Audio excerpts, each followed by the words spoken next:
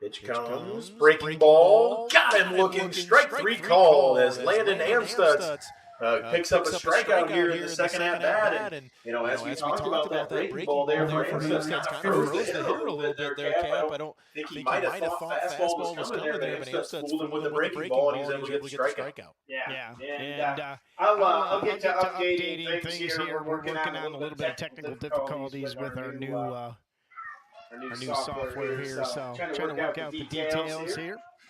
We'll get the scoreboard updated as we get ready to continue here.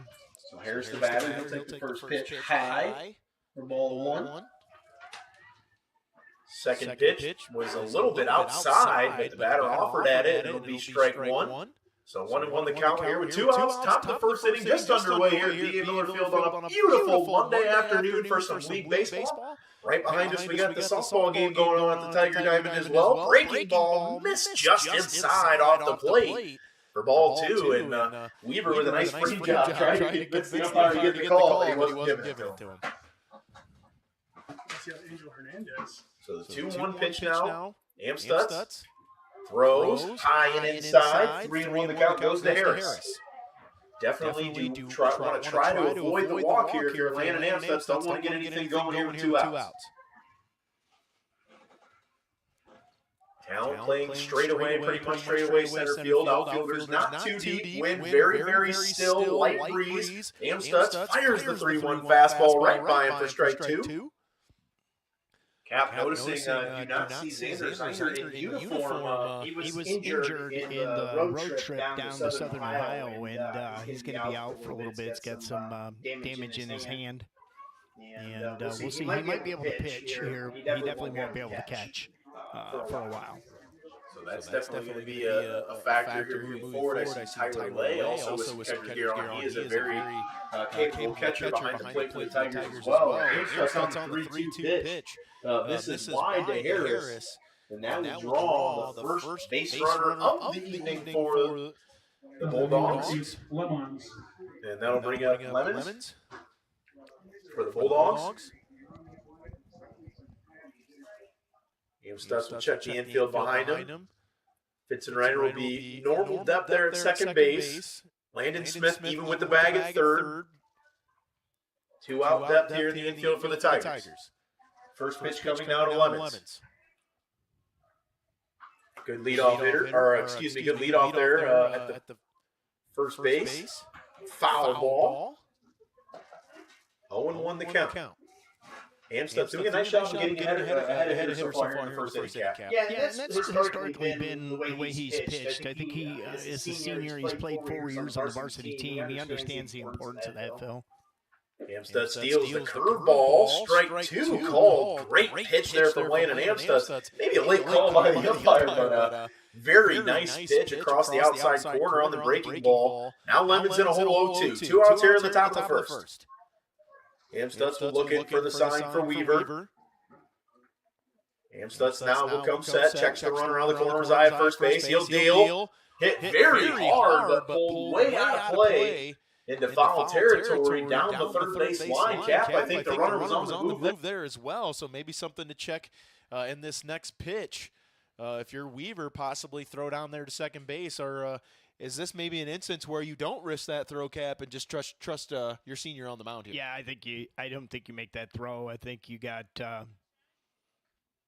you got a catcher behind the plate that hasn't got a lot of time back there, and I think you don't want to put him in a bad position. Runner on the move again. Another foul ball straight back. 0-2 the count remains on Lemons, the 4-hitter for the Bulldogs. Just underway here at B.A. Miller Field. Field looks really, really nice today, Cap. The very, very still wind, not much, if any.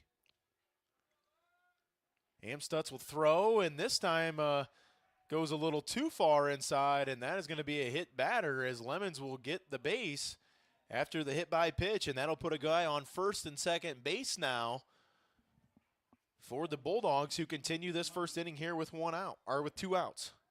Now Lemon will step in here for the Bulldogs. We'll see if Amstutz can settle down. Amstutz last 2 batters, a walk and a hit by pitch. So we'll see if Swanton can maybe put one in play here to cap on a couple of mishaps for the Tigers. Amstutz will set. First pitch to Lemon on the way. Throws it by him for strike one. Good start there by Amstutz. I think he put a little bit extra on that one. I think he's a little bit upset with himself maybe about the last two batters. I'd look for him to really attack the zone here in this at-bat. Well, and I think that 3-2 pitch, the last batter just got away from him. Cruz and Fitzenreiter will work the runner at second base. The pitch from Amstutz put in play, drifting in foul territory. Kreinbrink moves back. Great play there from Caden Kreinbrink to make the catch in foul territory behind the bag. And that is how the inning will come to an end as the Tigers, I believe that was Kreinbrink. Was I right on yes, that? Kreinbrink at first base. So yes. Kreinbrink with a good play, and that's a tricky play there, Cap. You know, you got three guys that are running at that ball. I think Fitzenreiter was also in on the move there from second base, and then you had Brooks Bainfeld who was coming in from right field. So that's a tricky play there, and a good job there by the Tigers to be able to get out of that inning. Yeah, and Kreinbrink, I think him and was it Landon Amstutz at second base, I think, came over there. Fitzenreiter's at second. Oh, Fitzenreiter is, yep. Okay. Communicated really well. You could see that he was talking, the second baseman was talking to him the entire time. So I just think that's one of those tricky plays. You know, it's some of those times it's easier maybe for the guy in the outfield coming in to make that play, but you also don't want to risk the collision there. So it was a good job there by those two players and able to get that out. So. And on the mound for the Swanton Bulldogs, it'll be number 18, Lemon. Sorry, we don't have the first names for these guys. They didn't give us the first names on the sheet here. So, but Tigers will bat Aiden Talent, Landon Amstutz, and Zach Weaver. And if they get to him, Caden Kreinbrink. And then it'll be Landon Cruz, Brooks Bainfeld, and Landon Smith. And then Will Fitzenreiter and Ethan Gray to round out the lineup for the Tigers. Yeah, and with the injury to Zyder, he was their four batter traditionally, so that's a big spot for somebody to have to pick up for him. So, but you know, Liberty. What do you hear all the time about injuries and such? Next man up, baby. Especially around here. But and I think that's another one of the things about this baseball team is there's a lot of depth on this team, and I think. It's a great way to help develop some guys too. Unfortunately, we don't want to see anybody get hurt, but if you're able to get the best out of this situation with Zyder going out, get some Weaver some reps, maybe Tyler Lay some reps at catcher, you can develop some stronger players and have those guys for tournament time if you need. Yeah, well, and there's the thing. I mean, everybody wants to win the league. You want to win the league. That's probably goal number one. Goal number two is advance in the tournament. So if you can't do one or you have things that set you back from one or the other, you make the best of it. So, and speaking of around the league tonight, Wasion is at Evergreen. Bryan is on the road at Delta, and the big one over in Archbold is PH battling Archbold. I think that one's Mac Heber versus Jaden Seiler, two as good as any there in the area. So Aiden Talent digs in for the first pitch from Lemon. First pitch from Lemon looks like a breaking ball over the plate for strike one. Talent taking all the way on the breaking ball. So 0-1 now the count to Aiden Talent. Senior leadoff hitter, the center fielder. Talent looks at the second pitch. That's a fastball just out of the zone for ball one. Talent came on the scene last year late in the year, Cap. He had a really strong end of the season last year and kind of worked his way into the lineup with being able to get some timely hits. And then, he has that speed to be able to track a ball in the outfield when he needs to as the 1-1 pitch crosses across the plate for strike two on the corner. So the 1-2 pitch now coming for Aiden Talent. Lemon sets, deals. Talent fouls it back out of play for keep the count at 1-2. That was a good defensive swing by Talent. That ball was going to be out on that corner again where he called it the previous pitch, so he fought that off. So Talent again waiting on the 1-2 pitch from Lemon. Fastball, good swing again by Talent there to stay alive, and Aiden Talent will continue to battle at the plate.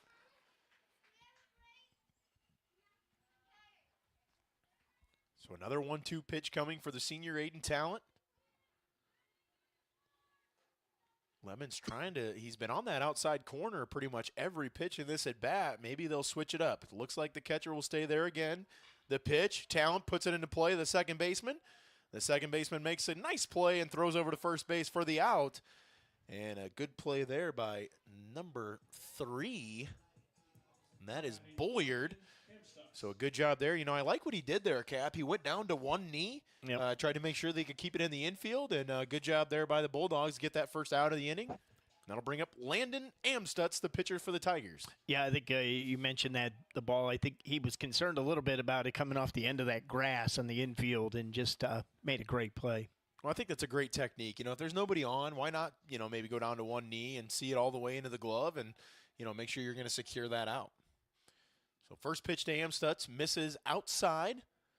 1-0 the count. Lemon will set. He'll get the sign.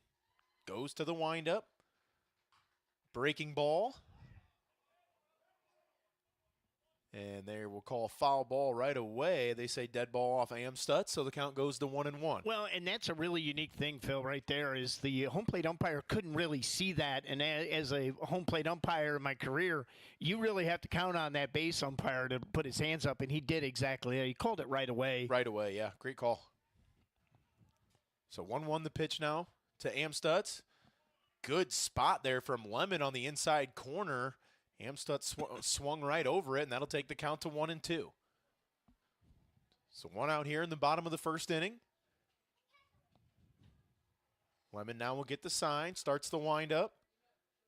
He'll deal. Curveball off the plate, and it's fouled off, they'll say. So Amstutz just got a piece of that to stay alive.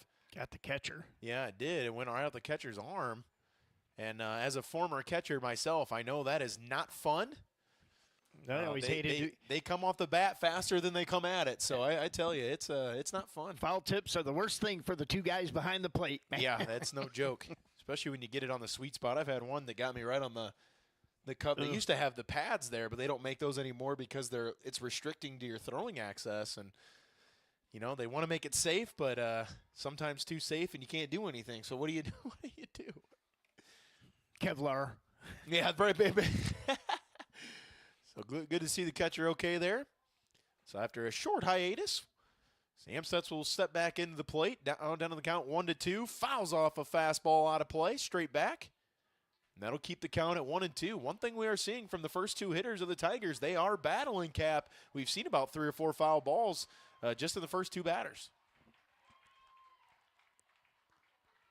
So 1-2 stays the count to Amstutz. Lemon now in the windup. He'll deal. Fastball got Amstutz swinging. Strike 3. And that'll take it 2 outs here and now in the top or the bottom of the first inning. And that will bring up the catcher, number 6, the lefty, Zach Weaver. So both pitchers staying around the strike zone, Cap. Haven't seen too many hard hit balls yet. Weaver now steps in. His first pitch takes all the way, misses outside for ball 1. Just missed the outside corner, but that is one thing Lemon has definitely tried to be on, is that outside corner, Cap. Yeah, and I kind of like that. You work the corners and then find out where the tolerance is and then work your way in. Yeah. So pitch coming there. That one's a fastball, misses high and outside, takes the count to 2-0. So for a good hitter like Zach Weaver, good count to maybe get a hold of one here. Outfielders playing fairly deep. Weaver, 2-0 pitch. Breaking ball just missed. Not sure where, but had just to be missed. low. 3-0 the count. Had to be low because it didn't look like he moved his glove hardly. It traced the triangle in the plate. It moved that much. Here's the 3-0 now to Weaver. Weaver taking all the way. Fastball across the plate on the corner for strike 1. So another good hitter's count here for Weaver if he can find one he likes.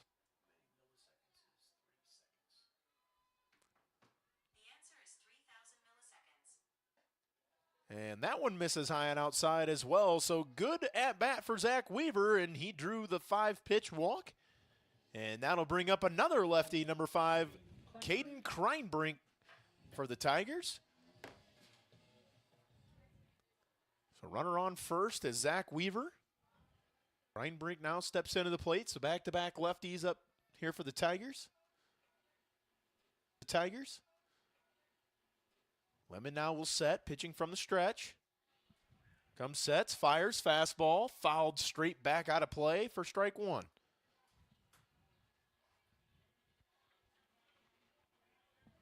And we are looking at 2 outs here in the bottom of the first. So Tigers get the same thing as Swanton did last inning, a 2-out base runner. See if the Tigers are able to move him over. Kreinbrink now swinging again. This one kind of jammed him on the inside part of the plate. Tough play for the second baseman, but he goes over and makes a nice play. And that is how the first inning will come to an end. And with your score tied at 0s apiece, both teams, again, Cap, as we mentioned, pitchers doing a nice job staying around the plate, keeping some hitters off balance. We've seen some lightly hit balls, but no hard contact thus far. Only gone through 1 inning, but that's what you want out of your pitchers in that first inning, really setting a tone. Yeah, and I think both pitchers kind of just feeling their way out. Breaking ball, we've seen that early, and you'll probably see that continue as they get a little warmer and get their motions down and kind of get in a groove here. You know, and it is a warm day, so maybe got to get accustomed to that. I haven't had too many of these warm days. Yeah, how in the heck we play? Can't play when it's above 40. Yeah. Seems like it anyway. Yeah, it seems like it, doesn't it? You know, I know there's some teams that have had 4 or 5 games canceled in the area, so weather has definitely been a factor. But it's great to see the guys and the gals right behind us as well, getting the game going over there as well. Get a score on that for you in just a second. As Swanton will look to come to play here in the the top of the second inning. And it'll be Smigelski, O'Shea, and Mersing to bat for the Bulldogs. Liberty leads Swanton on the softball side of things 4-0. And hey, if you want to tune into that game, Cap, can you tell them how to do that? TigerSportsLive.com. You can click the link. We got both games going simultaneously here. Boys baseball on both our what we call our vCloud platform and on our new YouTube channel as we're making the switch, guys. If you haven't gone over to the YouTube channel, check it out. It's at LC Tiger Sports Live on YouTube. Hit the subscribe button and that little bell, and we'll let you know when things get uploaded and changed. And go check out the phenomenal camera work from Montpelier Liberty Center, 1995, baby. Yeah. They have a couple games from 87 on there, but they're only like 40 minutes long, and I'm like, wait a minute. 86, 87. We've seen Montpelier in 1995. That brought back some memory. We don't play over there in Montpelier No, anymore. we don't. So. First pitch of the inning here to Smigelski, misses just a bit outside off the plate. Takes the count to 1-0. But, yeah, we don't play Montpelier over there anymore, Cap. So seeing the baby blue uniforms was just different. It definitely brought back some good memories. Yeah, there. didn't it? It's crazy. I think I only remember losing 1 game over there. That was so yeah, we had a lot of successful games over there. As the second pitch, that one looked like a breaking ball, Cap. It might have fooled Smigelski on that one. That'll take the count to 1-1. That's the ability that Amstutz has. He can kind of throw any pitch at any time for a strike, and it really keeps you guessing as a hitter. That's a backdoor breaking ball. Comes across the plate for strike 2. What a spot from Amstutz. What a frame job there by Weaver, and that takes the count to 1-2. So back-to-back breaking balls. We'll see if Amstutz maybe comes and changes the eye level here on a fastball. Amstutz, the 1-2 pitch. Got him, strike 3. Weaver able to come up with, or he did not secure the catch, makes the throw down to first base to get to complete the strikeout. And Smigelski goes down on a nasty breaking ball there from Landon Amstutz. And Cap, we saw the first pitch from Amstutz a little wide on the fastball. He goes 3 straight breaking balls and sends Smigelski down. Wow. And I'll tell you what, that backdoor breaking ball was scary. And that'll bring up number 2. That's O'Shea in the lineup here. First pitch, that one had some movement on it. Looked like a 2-seam fastball. Missed high and inside for 1-0. And we are in the top of the second here. We'll try to get the innings indicator working on the scoreboard here. Second pitch to O'Shea. Fastball. Strike one called there for Amstutz. Yeah, I think the umpire's calling him a lot earlier than he's motioning him. So we're doing the best we can up here to try to catch that. So 1-1 the count to O'Shea. That one misses high and inside. A little extra on that one from Amstutz. Weaver able to hop out of his stance to make the catch. 2-1 the count. Landon Smith over there at third base playing on the grass in the fringe, maybe to protect a bunt. Everybody else playing pretty normal depth. The 2-1 pitch now. High and inside again from Amstutz. That takes the count to 3-1 on O'Shea. Again, Amstutz, that one got away from him. He knew it as soon as he threw it. He didn't like it. The Tigers will be right back here in action on Thursday as they will take on the Wauseon Indians in a game that, Wauseon is always one of those teams you can never look past, and they've given the Tigers some fits over the last few years as well. And Amstutz misses on the fastball inside, and O'Shea will draw the walk. And that will put a base runner on with one out here in the top of the second inning for the Bulldogs. Yeah, and the Lady Tigers will be back in action tomorrow night. Well, they're Monday, Tuesday, Thursday. If it's going to be nice, you got to get them in when you can, man. That's right. We might play Friday, Saturday, and they might get a Sunday double matinee in, or I don't know. Not really. Don't call the school. Yeah, don't call the school. Don't call the school. But if you can get them in now, it seems like any way you can, really. I mean, I can only imagine the tough time that the athletic directors around the area are trying to schedule around this, and they do a great job. So first pitch on the way to that is Mersing swinging through the fastball. Strike one. O'Shea got good speed over there at first base, threatened to be a base stealer. Weaver and Amstutz going to have to keep him honest. Weaver being a left-handed catcher, a little rare to see that. But I noticed, I knew he was, but I really noticed it when he... It's a bunt. This one pops up. Good play by Weaver to come out of his stance and makes the catch. And that will nullify any sacrifice bunt, and that will bring out the second inning, or the second out of the inning, and Smith will be at the bat for the Bulldogs. Yeah, and that drop third strike, Phil. Weaver had to move way out on it because he was throwing left-handed down the baseline, and Kranebrink made a great play. So Tigers able to get 2 outs on the pop-up bunt. So Amstutz now will deal to the 9-hitter. First pitch misses high and outside for ball 1. Smith the hitter for the Bulldogs. I like the idea if you're Swanton Cap. You got to try to find a way to push runners over. Just unfortunately, the worst possible bounce off the bat there if you're the Bulldogs and a pop-up out. The smart play, though, by the runner at first base. He held up, and he knew that. There's Amstutz. Real quick back to work. Pop up in the infield. Landon Cruz calls it off. And he makes a tough catch. He's used to being on the other side of the diamond cap, so I'll give him a little bit of the benefit of the doubt on that one. But a tough catch there from Landon Cruz, and he's going to get some he's going to laugh all the way back to the huddle on that one. And that'll be it for the inning there for the Bulldogs. As they able to get a base runner on the hit by pitch, on the walk from O'Shea, but nothing after 2 pop outs, and one time through the lineup there for the Bulldogs, only 1 hit. No hits. So we've seen what Amstutz is capable to do, how he's able to control the mound, Cap, but obviously it gets a little bit more challenging as you go through the lineup. So we'll see what happens the second time through. That's right. Hey, I do want to make a mention.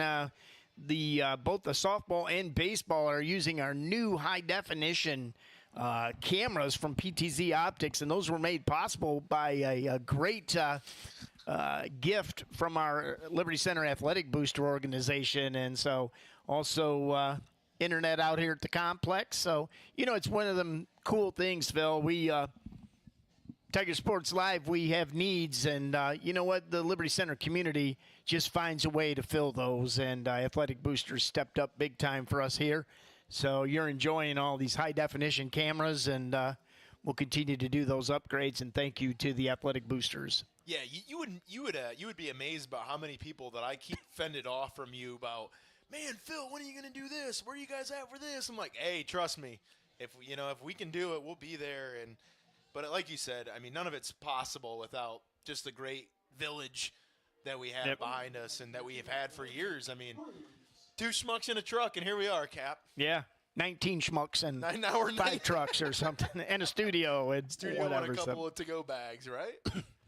All right, Tigers now lead it off here in the bottom half of the second inning. That looks like Landon Cruz, and a very nice breaking ball there from Lemon had Cruz kind of fooled a little bit on the first pitch for strike 1. He's done a nice job mixing pitches up, Cap.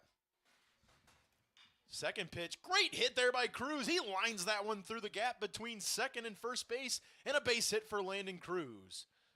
What a great piece of hitting there from Cruz, who was able to kind of take that outside pitch. He got that same breaking ball, Cap, that time, stepped right at it and line drive right what you're supposed to do with it. Excellent piece of hitting there from Landon Cruz. Yeah, hitter, you got to kind of guess a little bit, and he guessed right on that shot and hit it right in the gap. So that'll bring up the senior Brooks Bainfeld. Cruz over at first base. So leadoff runner on for the Tigers. First time we've seen that in a game. Bainfeld gets a hold of one and shoots it to the gap. This one's going to be trouble. It's going to hit the fence and off the way. Cruz is going to score all the way from first base. And Brooks Bainfeld cruises into second base for a stand-up double. And on the first pitch of the at-bat for Bainfeld, he rocks one to the gap in left center. And Cap, he was about 3 feet away from hitting it over the 325.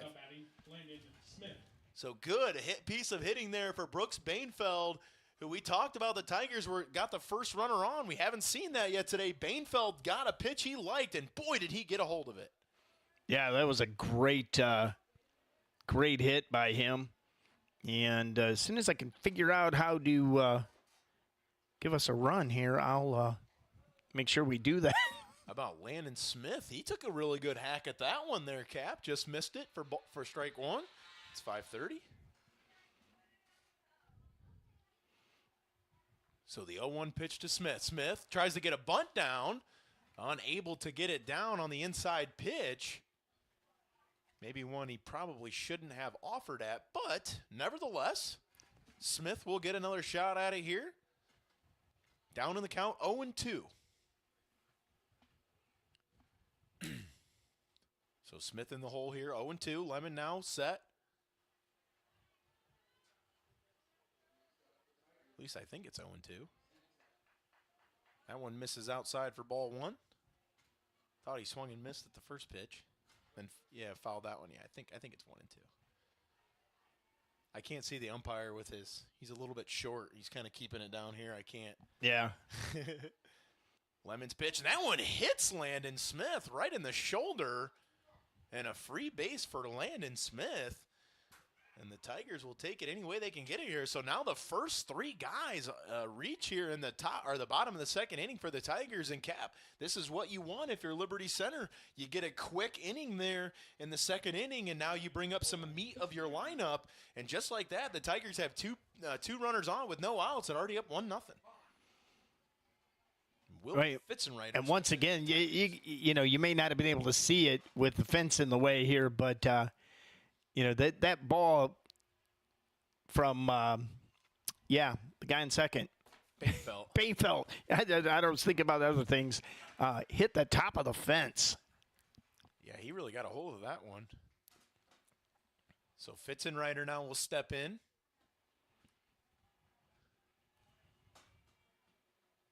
Will swings a solid bat. A very good contact hitter. Just what you need here for the Tigers. Corners, our first baseman playing in for the Bulldogs. Stepped off again. Not sure what they want to do here. So I'm not sure if there's maybe some confusion between the coach and the catcher, the pitcher and the catcher. Well, the third baseman didn't move, and I think he wanted him to move in. So Fitzenreiter stands in. First pitch, drops a beautiful bunt down the first base line. Nobody covering the bag, and he's going to beat it out for a hit. What a great bunt from Will Fitzenreiter. Tough play there by the Bulldog defense. Smigelski ran in like he's supposed to. Nobody went to cover the bag at first base. And how about Will Fitzenreiter maybe just trying to set up for a sacrifice to move guys over, and he finds a way to get a base hit, and that'll bring up the freshman Ethan Gray. And Ethan Gray is a great athlete. Great contact hitter. Yep. I think he might have struck out 5 times in 2 years with me. Wow. So Gray now at the plate. First pitch, strike called. The fastball across the plate. Bases loaded. Infield in for the Bulldogs. 0-1 the count to Ethan Gray. Tiger base runners are, Bainfeld, Smith, and Fitzenreiter. Pitch on the way. Gray swinging at the outside fastball. Missed it for strike 2.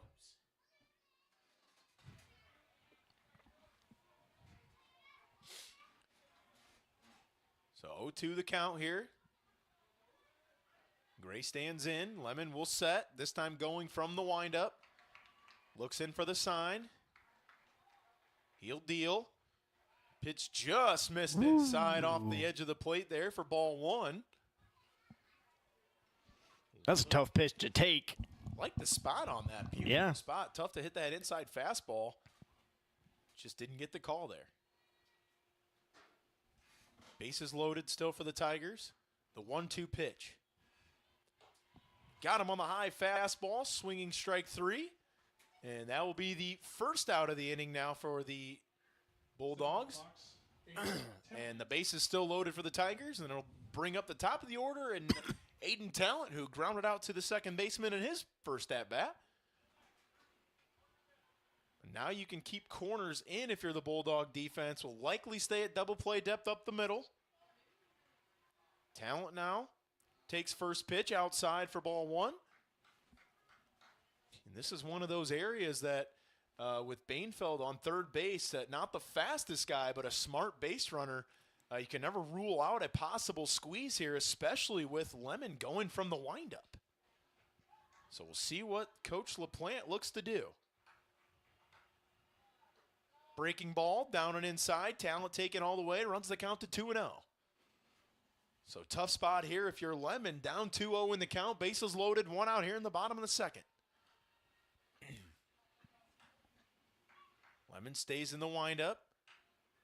Here's the pitch. Talent taking all the way. Strike called. Man. That takes the count to 2-1. Talent now awaits the 2-1 pitch. Lemon gets the sign, starts the windup. His pitch, swing and a miss. Good breaking ball there. That'll take the count to 2-2 on Aiden Talent. Well, you know you have faith in your breaking ball when you're 1 out, bases loaded, and you're throwing it. And I like that. I think we've seen Landon Amstutz do something similar to that. You know, if you have trust in those 2 pitches and you can throw them at any time, it makes you tough. Another breaking ball. Talent puts it in play, bounces it over the pitcher's head. Going to be a tough play for the second baseman. And he makes a great play to get 1 out. What a play there from the second baseman. I believe that's Bolliard. As Talent, very, very speedy. Good effort there by Lemon, the pitcher, to try to get that. It bounced just over his head cap. And if you're Aiden Talent, you got the job done and drove in the run. Tigers lead it 2-0. And that will bring up number 1, Landon Amstutz, and not a bad choice here.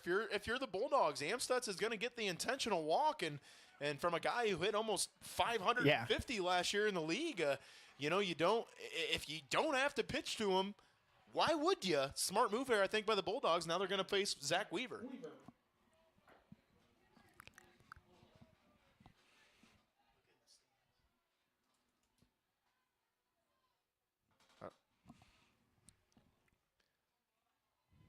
First pitch to Weaver, missed it outside.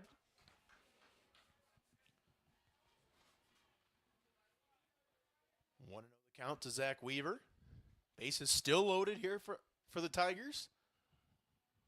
2 outs now. Fitzenreiter at second. Smith at third. Amstutz at first. Second pitch to Weaver, called strike 1. Right at the knees, takes the count to 1-1.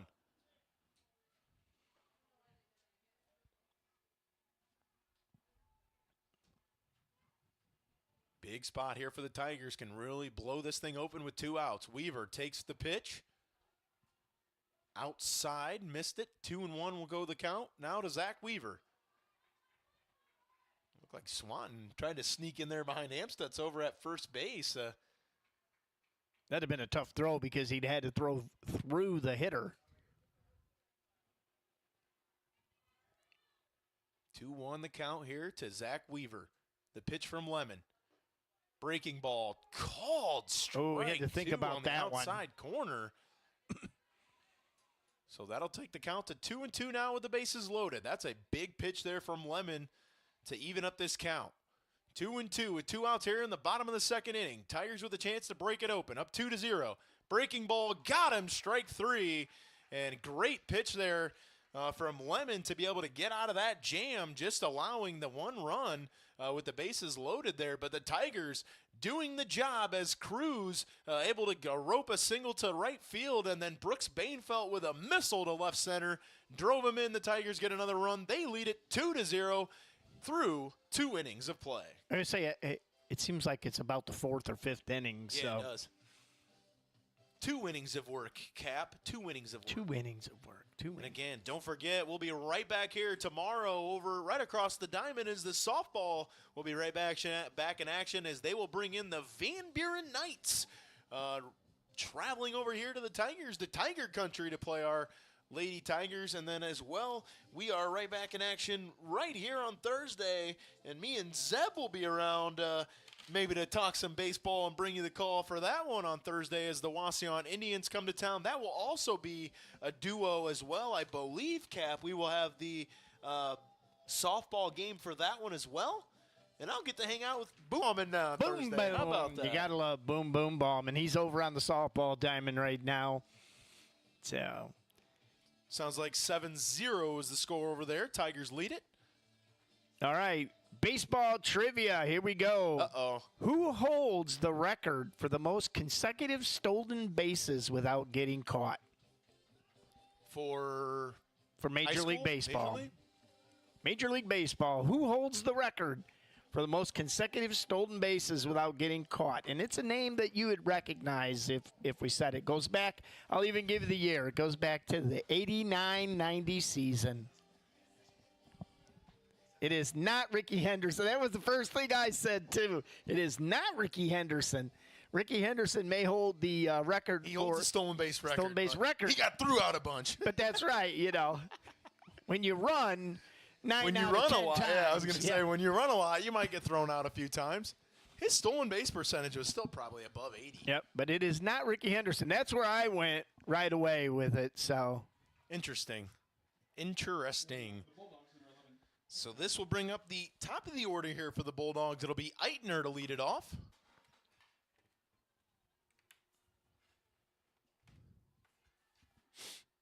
Going against Amstutz in his 3rd inning of work, 2nd time through the order. Amstutz first pitch. Missed it low for ball 1.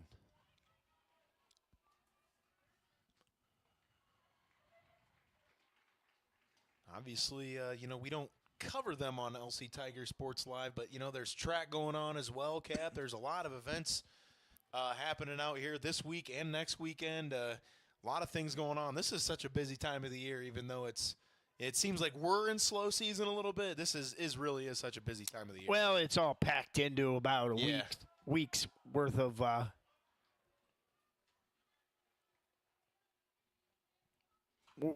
time here. Sorry, I'm messing with all our new gear up here, so I guess I should pay attention. Well, that's what I'm here for, right? That's right. So Amstutz struggling to find the zone here in the first batter. He's down 3-0 in the count to Eitner. Phil, believe it or not, I'm already working on the fall sports season with soccer and baseball and volleyball. And I believe it. Amstutz on the 3-0. Fastball across the plate for strike 1. Amstutz able to come back there. Takes the count to 3-1. You realize already this year we have broadcast over 300 Tiger Sports Live events. Already this year or like? This year, since August 23rd. Oh, nice. Fastball misses high and away, and Eitner will take the walk. He tried to bunt his way on last time, and then Landon Smith made a great play at third base, so Bulliard now will step in for the Bulldogs.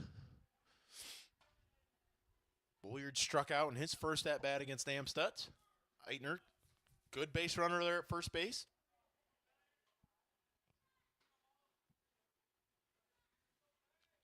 Eitner will take the lead. Kreinbrink holds him on. Amstutz will set. The pitch.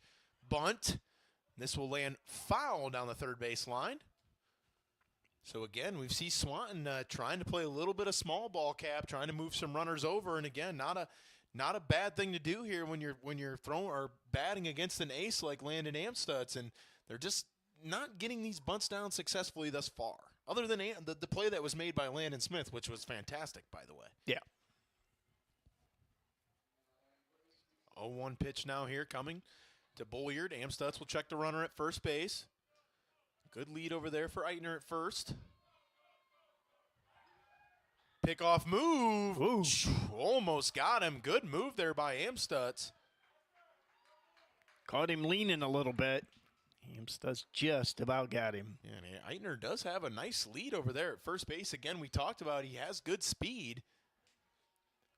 See if maybe another bunt type of play is coming here. Smith is way inside at the bag at third base. Here comes the sacrifice bunt. He'll pull back. Runner goes. Throw from Weaver just over the head of Cruz. It'll go into center field. Or a Fitzenreiter, excuse me.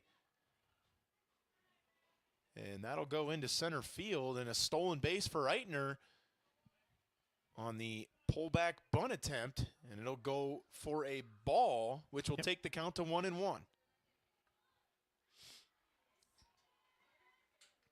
So Bulliard now still in the plate.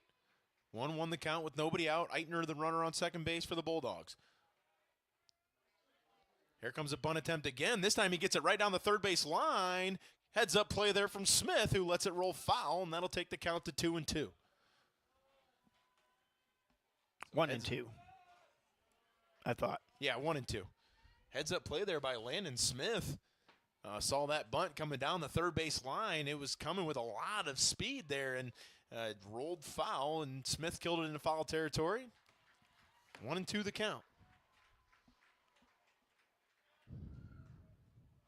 Wind did pick up a little bit here, now blowing a little left to right. Amstutz will set, fires the curveball in there for strike 3. Dials him up. Strikeout for Bulliard. Really nice pitch there from Landon Amstutz. Kind of went fastball, and then got him with the backdoor curveball. Broke it in over the plate for strike 3. And those, both pitchers, you can tell are seasoned because they'll go to that pitch when you go, okay, if I'm kind of new at this and I don't have a lot of confidence in it, maybe I won't throw it. I'll go to a kind of a meat pitch. But to be able to control that and throw that with confidence is really pretty cool.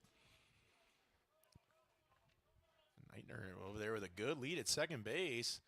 Now time is called. So Amstutz will reset now. We'll re-get the sign from Weaver. Amstutz will look the runner, checks the runner again. Deals to the plate, breaking ball, offered at, strike called. I think that one crossed the plate over on the corner for strike. Yep. So 0-1 the count. To number 9, that's Harris.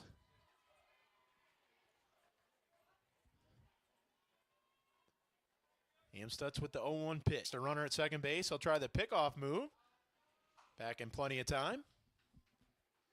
I like the idea there from the Tigers, and this is where Amstutz likes to go quick here, Cap. Yep. So he'll get the sign from Weaver. He'll come set.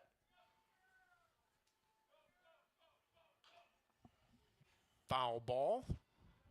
Out of play down the third base line. Back to the Tiger dugout.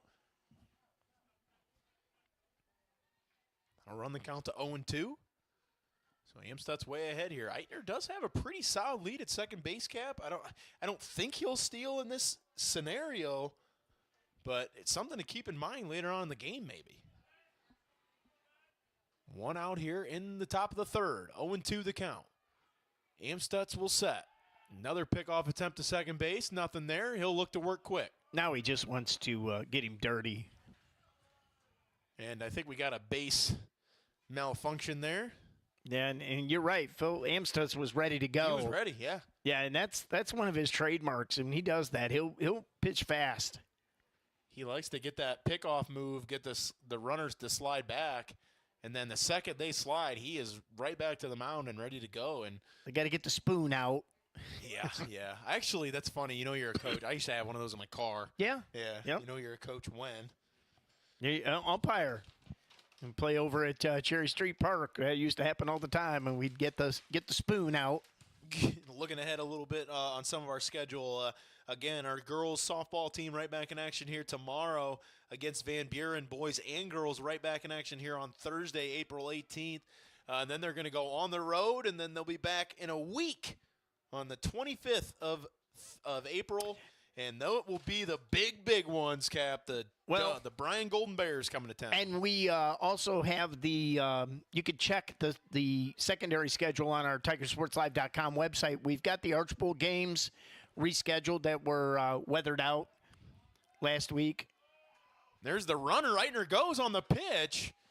And a great stolen base there from Eitner. He chose the right pitch to go on, a breaking ball from Amstutz.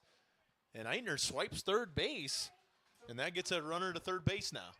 We'll get our schedule updated. I just got the information today from the athletic director Caleb Pullman about the reschedule for the Arch Bowl game. They won't be on the same day. Okay. They couldn't make that work. Usually they try to, when they've got league games, they try to get them on the same day. Now we got to fix third base here. If it's not one, it's the other, right? Oh, we got a name correction. So 1 and 2 remains the count. Next strikeout is his 100th career. Who's? Oh. Oh, cool. How many? 100th career? So he's got 99 strikeouts for the pitcher from Adam Lemon is this. Okay, that's cool. Yeah, we'll take that. I like stats. Yeah, well, stats are cool. Stats are cool. Great base hit there. That one's going to find a gap. And that's going to score Eitner from third base. And Harris thought about rounding the bag and going to second, but wisely retreats to first base. And a great piece of hitting there from Harris. Eitner does the job to steal third base, gets himself over there to scoring position, and drove in by Harris. And a good piece of hitting there from Harris. And he has a walk now and a single and an RBI today, so he's had a nice day from the 3 spot. And the Bulldogs cut that Tiger lead in half and still here with 1 out and a guy at first base. Yeah, good solid hit there. Lemons in his last at-bat was hit by a pitch from Amstutz. That one misses off the inside part of the plate for ball 1. So Amstutz got to settle in here. But if you're hearing in the background people yelling or whatever, a lot of action going on over at the softball diamond. We'll try to get you an update here. Amstutz sets, fires. Pitch misses high and outside. 2-0 goes the count. Lemons was hit by a pitch in his last at bat. So the Bulldogs threatening. 2-0 the count. Runner on first base for the Bulldogs. Amstutz now will set. Pickoff move. Got him leaning, but not too big of a lead there. Kreinbrink unable to find the baseball. There it is. And that'll bring the runner back to first base as Harris. 2-0 the count. Here to Lemons. No, Lemons with 99 strikeouts this season. Lemon. So this is Lemons, the kid that has Lemon. Okay. Yeah. Another pickoff attempt there from Amstutz. Back in time. But is that his 99th strikeout this year or in his career? What grade is he in? Be interesting to find that out. We'll get all that info for you. Yeah, we'll work it out. Do you know why, Phil? Because stats are cool. Stats are cool, man. Breaking ball misses away. 3-0 now the count.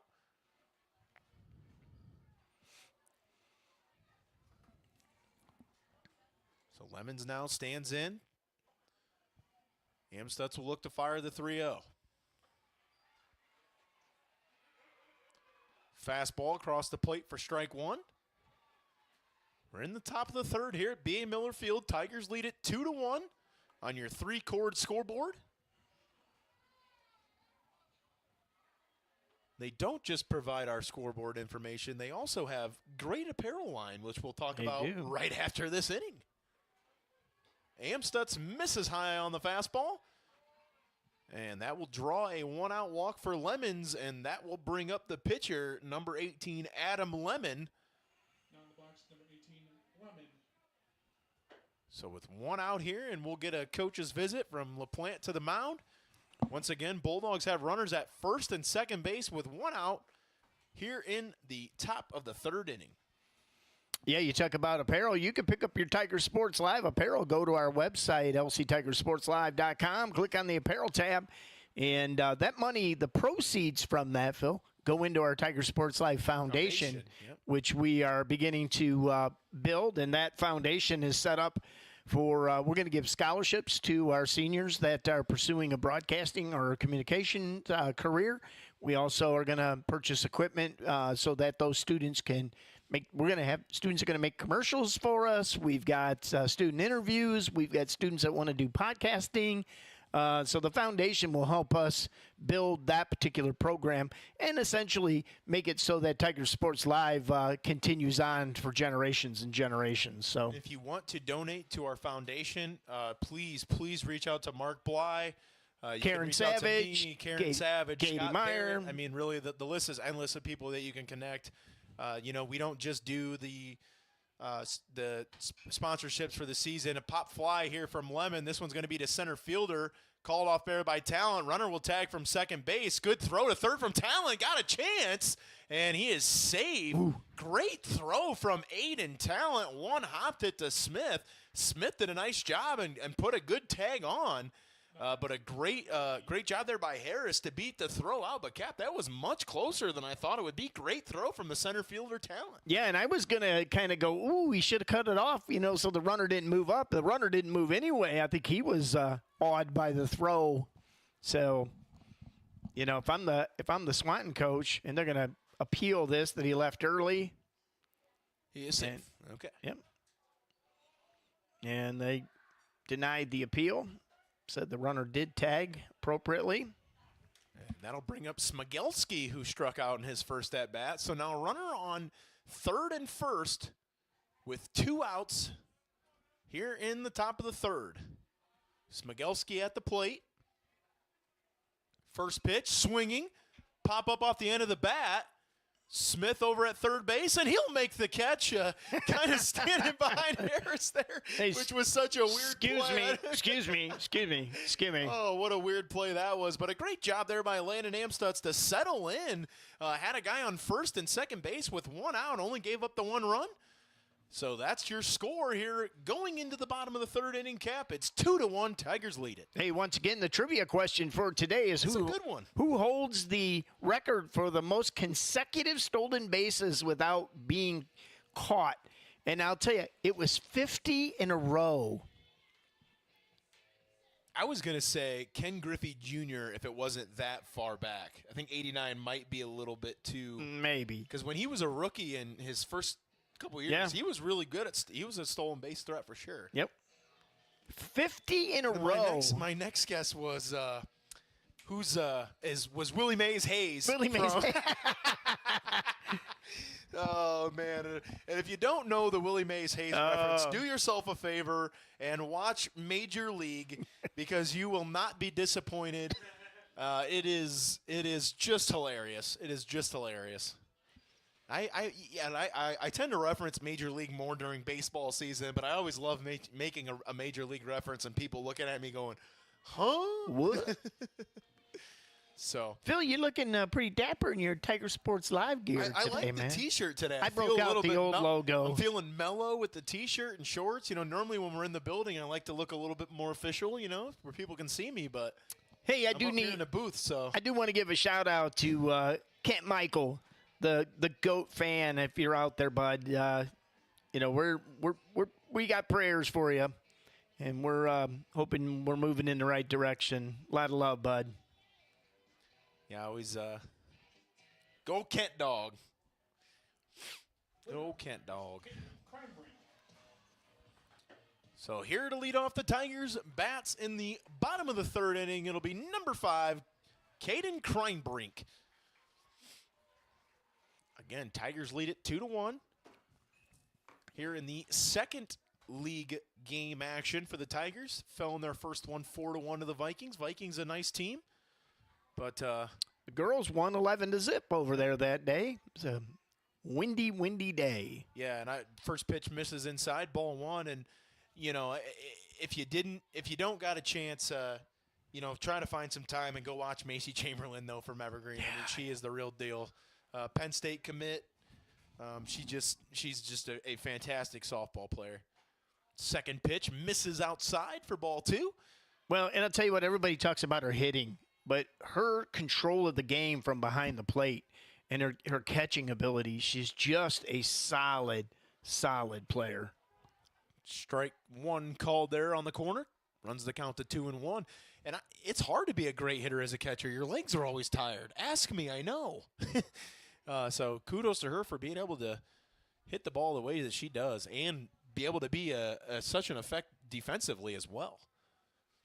You know, there's a lot of great softball players in the area, Cap. I mean, we could really run down a list of them. And, you know, 3-1 the count here to Kreinbrink. Swing and a miss. Good breaking ball. Kind of broke it off the center of the plate, down and in on the hands of Kreinbrink. Good pitch there from Lemon. And that'll take the count to 3-2. You know, I know we're watching baseball, but I tell you, you gotta watch our Lady Tigers. Man, a lot of great players. Emma St. Clair just having a great start to the season. Bea Barrett, always strong. Kreinbrink follows it straight. You know, they have some really good freshmen that have came in and really kind of put their handprints on the way. You know, Aubrey Zeider has done a nice job. I mean, we don't even have Hope Atkinson right now. She's battling an injury from basketball. And when she's back, I mean, you know, you talk about the senior leadership, but after that, I mean, they do have just a corral of great teammates and players. I mean, yeah, you've got Mackenzie Fuller, you've got Aubrey Zeider, you got Lily Howard that are on the varsity roster continuously as freshmen. Lily being used as a specialty hitter and a runner. Aubrey tearing it up in right field, and Kenzie Fuller, the Mac. The Mac. We call her Mac Truck, baby. She's seeing time at first and second, or just no, just first. Just first base. Yep. Yeah, and you talk about, you know, Emma St. Clair and her hitting, but boy, she is a vacuum out there in the middle infield. Yeah, the Lady Tigers off to a great start. The boys are off to a very solid start also. Yeah, they played some different teams too that were not accustomed. You know, I know they played that Taylor, Michigan team. Yeah, we went down Southern Ohio, played. Yeah. It's kind of nice. And Coach Paul LaPlante in his first year just trying to kind of feel his way through it. But I tell you what, it's been pretty solid so far for the Tigers. And I think what they're probably going to do is dig these holes. Get longer base pylon extensions here as now first base is off. They should have them all cleaned out now. Everything should be good. We've went through every base so far. So they start digging up home plate, Phil. We might be in trouble then. Actually, I think they replaced that a couple years ago. Yeah, probably. Beautiful facility here at Liberty Center. The school system is very blessed with the school system itself and the management of that. But I'll tell you what, the volunteers out here at Liberty Center, they're just you name it, it happens. It's a very blessed community. All right, back to action here. First pitch coming here to Landon Cruz. Lemon misses. Called strike 1 on the outside corner. Thought it looked a little bit off the plate, but he got the call for strike 1. Landon just kind of glanced back a little bit like, what? Don't do that too much. Cruz roped a single between the first and second baseman in his last at bat. And there went the base again. Jeez, oh Pete. Just keep the I got some glue in my truck. Keep it out here at this point. Just put it in the back pocket. Yeah, they got to dig it out. Go get the longer one. Once again, don't forget to join us tomorrow as the girls, take on Van Buren. The Van Buren Knights? The Knights. The Knights of Van Buren. And we'll have that for you. Also, if you go to our website, lctigersportslive.com, you'll see 2 schedules. One is our broadcast schedule, and one is the master sports schedule. And you'll pick up track. You'll pick up, the musical. You pick up a lot of stuff, and we take that right from the school. Our AD, Caleb Pullman, allows us access to that. That's just right from his desk. So anything that's pertinent to the schedule here, you can pick up on that. Ours is our broadcast schedule, but the other one is the master event schedule for school. So it all runs through you. No, I'm just joking. Yeah, no thank you. So another throwback over. So Kreinbrink drawing a lot of attention right now from Lemon as Cruz stands in. Down in the count, 0-1. Lemon now will come set. Bunt opportunity for Cruz. And I think they're going to say foul ball, that it hit off the plate. And that will bring up a 0-2 count for Landon Cruz. Well, here's an interesting thing, Phil. What part of the plate is in fair territory? None. It Yes. hits the plate at all. It hits the black. I think they changed it. Did they? Okay, because it used to be if it hit the black. How would you ever determine that? Direction. The black is slanted. There you go. That's the only way you could tell. It was a guessing Makes game. sense. Maybe But that's why they it makes sense, though, with what you're saying.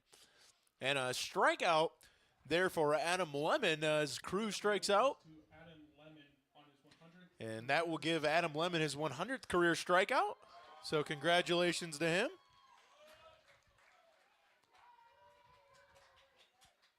Not batting. Brooks Binkfeld. Pretty cool. We had I don't know who that lady was, but I think it's really cool that she came up here to let us know that. We love Yep. knowing that stuff. We want to honor those things, and All right, one out you. now. so that will send in Brooks Bainfeld to the plate. Bainfeld rips at the first pitch, fouls it off the end of the bat out of play, 0-1. Bainfeld, we saw him miss a home run by about 3 feet in his first at-bat cap. Yeah, hit the top of the fence there out at 325. Just drilled it. Another throw over. Kreinbrink back safely. Kreinbrink, he's going to need his uniform washed after today. He's getting some work over there at first base. 0-1 the count now to Bainfeld.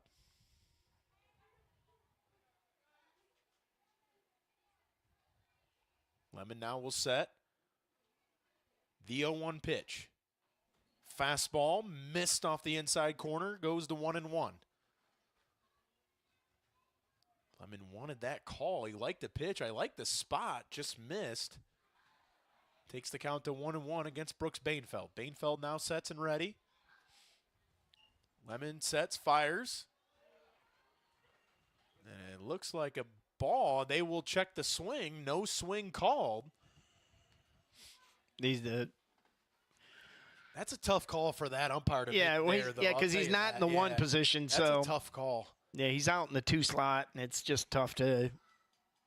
See, 9 out of 10 times, he's not going to really call that. He's just going to call it off. Bainfeld awaits. Swing and a foul tip. So this will even up the count. 2-2 the count with 1 out, runner on first base. Kreinbrink reached on the hit by pitch in the first batter of the inning. So Bainfeld steps in. Count is even. Lemon will step off. Now resets. Bainfeld awaits the 2-2. Lemon now will set. The pitch. Good breaking ball. Bainfeld just got a piece of it off the end of the bat.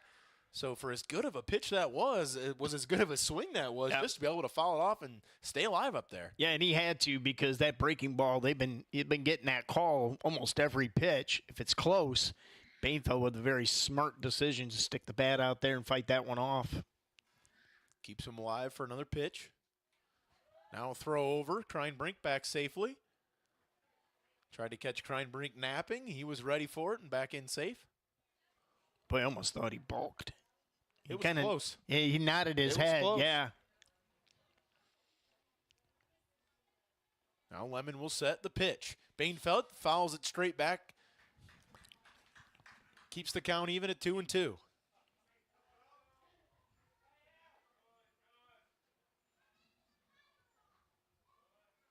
So 2-2 the count here in the bottom of the third inning. See, we'll get you an update on our softball score in just a second. Bainfeld again awaits the 2-2. He's fouled off 3 straight. Lemon now sets. Here's the pitch to Bainfeld. Breaking ball, missed it high. Good job there by Bainfeld to lay off, and that'll take the count to full 3-2. That's a tough pitch to lay off of, Cap. You see it coming in there, and your eyes get as big as a sunset. But, man, did Brooks Bainfeld, nice job there to lay off of it. Takes the count to 3-2. 1 out here. Runner at first base is Kreinbrink. Here's the 3-2. Missed it outside, and a great at-bat from Brooks Bainfeld.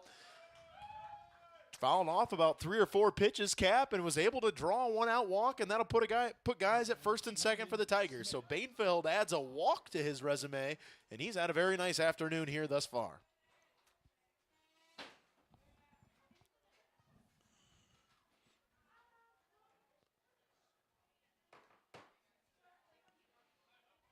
So we'll get a mound visit here. No, he didn't like the baseball, so coach is making a visit. Once again, who holds the consecutive base stealing record in the major leagues? 50. Stole 50 consecutive bases without being caught. And you can text us or put it on Facebook or send me a note on the YouTube chat channel. We'll figure it out. So, Cap, this is a tricky situation as a head coach here. You got runners on first and second with 1 out. You just did a nice job to cut that 2-0 lead into 2-1 with 1 out. You have an adequate hitter up here. I believe Landon Smith is the batter right now for the Tigers. Is this a situation where you're visiting the mound to maybe adjust your defense? Hey, let's play this bunt. I mean, there's a lot of scenarios that you can be talking about here in these huddles, and this is a big point in the game. I mean, this is the third inning. Obviously, I know there's a lot of baseball to be played, but the Tigers with 2 guys on right now with 1 out in the bottom of the order, and as a pitcher, you really got to say, hey, I'm at the bottom of the order here. I got to try to attack. With 1 out, though, this is a sticky situation for a coach. So it'll be interesting to see how they play corners this out. are in, so middle infielders are at double play depth. Tigers lead it 10-0 at the softball diamond. And the Lady Tigers have averaged 10-plus runs a game so far. Foul ball back out of play there. Breaking ball to Smith. And I tell you what, Swanton came in with only 1 loss, Cap. They were a very nice team. Taylor Forrest is a very, very good pitcher over there for them. So the Tigers, that just shows you the capability they have with their bats. And they were young last year. I think they started 4 freshmen last year. Yep. So Sure they're definitely an upcoming team. They were right in the thick of things for league. I mean, they lost 2-1 against Bryan in the last game of the year, which could have potentially given them a league share with the Golden Bears. So there is, like we said, there is a lot of really good softball teams and softball players in this area. Do we only have 1 baseball? Yeah, I guess. I don't know. Nobody went and got all the foul balls. No, they'll go get them now. So 0-2 the count here to Landon Smith. Adam Lemon will set. Runners on first and second for the Tigers. Here's the pitch. Inside fastball. Misses. I like the spot there, though, from Lemon. Yeah. He on an 0-2 pitch. I mean, that's a good spot. Count now goes to 1-2. 1 out here in the bottom of the third inning. Smith, the batter for the Tigers. He awaits the 1-2 pitch. Strike 3 called. Got him looking on the outside part of the plate. And that'll give 2 outs now. And it will bring up the second baseman for the Tigers, number 8, Will Fitzenreiter. So, again, still a big spot for the Tigers. Got a runner in scoring position. We'll see if the Tigers can get a base hit to move him over. Kreinbrink runs well. I think a base hit scores him. Lemon now will step off. Wants the catcher to give him the sign faster.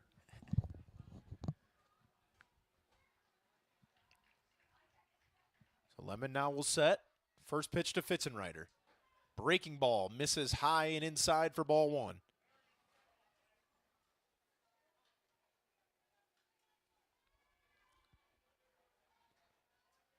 Two outs here in the bottom of the third inning. Tigers lead it 2-1. Get you some other area scores when I get a chance as well. Lemon now will come set. The pitch to Fitzenreiter, in for strike one. Fastball. 1-1 now the count. Again, breeze did pick up just a little bit, blowing left to right across the diamond. Nothing too drastic. The 1-1 pitch to Fitzenreiter, swing and a miss. Another good breaking ball there from Lemon. This will take the count to 1-2. 2 outs here in the bottom of the third inning. Coming a mound visit here. Let's talk about the last pitch of this inning here possibly.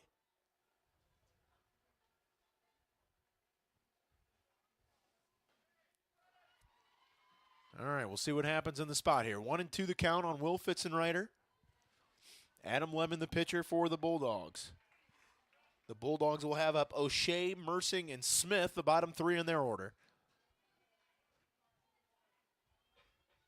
Lemon now gets the signal. He'll set. Here's the pitch. Just misses low and outside off the plate. Woo. And that'll take the count to that was a tough pitch to take. It's a 2-2. He did not like that he didn't get the call, but, you know, that umpire has been consistent so far with his calls. Absolutely. Fitzenreiter now stands in at the 2-2. Here's the pitch from Lemon. Right back up the middle to the second baseman. He'll flip it over to the shortstop for the out at second base. And a nice play there by the middle infield for the Bulldogs. Fitzenreiter was able to get a hold of one, but right to the second baseman, and he flips to the shortstop for the out. So the Tigers get a couple of guys on, but unable to get any across. And after 3 innings of baseball here at B.A. Miller Field, it is Liberty Center leading it 2-1. And Cap, while we got a chance, let's get some sponsors out to the folks. Well, I'm working on that, Phil. Well, I'll tell you what, I know some of them. Well, you go, boy. I know that we have 3Chord, who is the official scoreboard keeper, scoreboard sponsor for LC Tiger Sports Live. Sign it, sew it, screen it, print it. They have locations in Bowling Green, Napoleon, Archibald. You can get a hold of Shane Hollenball over there in Archibald. They do great work, great stuff. And again, they are the official clothing outfitters of LC Tigers Sports Live. Yeah, and of course you got some of our staples, and almost all of our sponsors have been with us for many, many, many, many years, and that's KK Collision, the automotive repair expert in Liberty Center for 26 years. Kyle must have been 10 when he started. Right on State Route 109, just north of Liberty Center. That's right. Davis Farm Services. You know, you have to say they are a family-owned agronomy business just because I like the word agronomy. You like that. I do like that. The first time you ever told me that, it threw me for a loop, so I'll never forget it. Meyer Badenhop Insurance since 1933. Northwest Ohio's been the home of the Meyer Badenhop Insurance Agency. SDN Design, your home for custom screen printing and embroidery. Give them a call. Affinity IT Group, cybersecurity, managed services for your company's demanding computer needs. Swanton Welding since 1956. They've been doing their thing for people in the metal fabrication area. Highest quality services that you can find. Pam and Dick Leatherman. P's and Ello's Pizza. The Gerald Grain Centers, that farmer-owned cooperative. 9 locations right by our studio in there. Holgate Metal Fab, 14,000 feet of fabrication area, makes them the shop you can count on. And Sattler Meats, from our farm to your table. And I'll tell you one thing, too, about Sattler Meats. Pulled pork. Go get that pulled pork, man. Dude. You knew what I was going to say before I even say it. O'Shea offers at the first pitch. It's low. It's a pop-up just out of the infield, and it'll be caught by Landon Cruz for a 1-pitch out here in the inning. If you don't get Sattler Meats pulled pork, you're missing out, buddy. And I'll tell you what, the shredded chicken's pretty good, too, Phil. Cap, you're going to make me want to run a Napoleon when we're done. I know. Here. And how late are they open? Yeah. Sorry, Tammy just said they're closed. Tammy said no business after the baseball game. Sorry. She's at softball over there watching. They do great food, great meats. That one's ripped to left field, just foul. That one looked like a breaking ball. I think he was just a little bit ahead of for strike one. But the great service, great people. It's family owned, you guys. And if the softball mercy rules, she might be able to run and go get us. Okay, there we go. We might be able to figure that out. I was going to say it's family owned. They have great service, great people. Yeah. It's everybody you want to work with. And all of our sponsors, guys, do a great job for our community, so we appreciate them. Without them, these don't happen. Amstutz fires the 0-1. Breaking ball drops in. That's just nasty. 0-2 the count.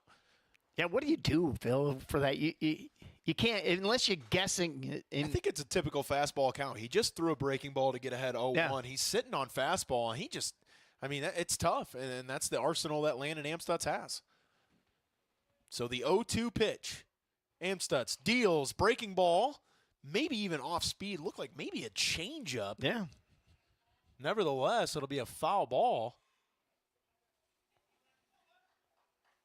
0-2 stays the count. Tell you, great job behind the plate tonight for a player that didn't start the season behind the plate unless Xander Zeider was pitching.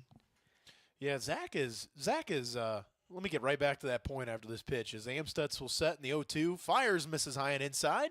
We'll ring the count to 1-2. That's the thing about Weaver. He's such a utility guy. He can play first. He can catch. He can play a little bit of the outfield. He'll tell you he can play shortstop, but I don't know about that one. But yeah, I used to say that too. He is a very good utility player. Dialed him up. And strike 3 called on Mersing as Amstutz dials up the breaking ball yet again. And that'll be Amstutz's 3rd strikeout of the ball game. So 2 outs here in the top of the 4th, and Cap, Amstutz doing exactly what I think Coach LaPlante wanted.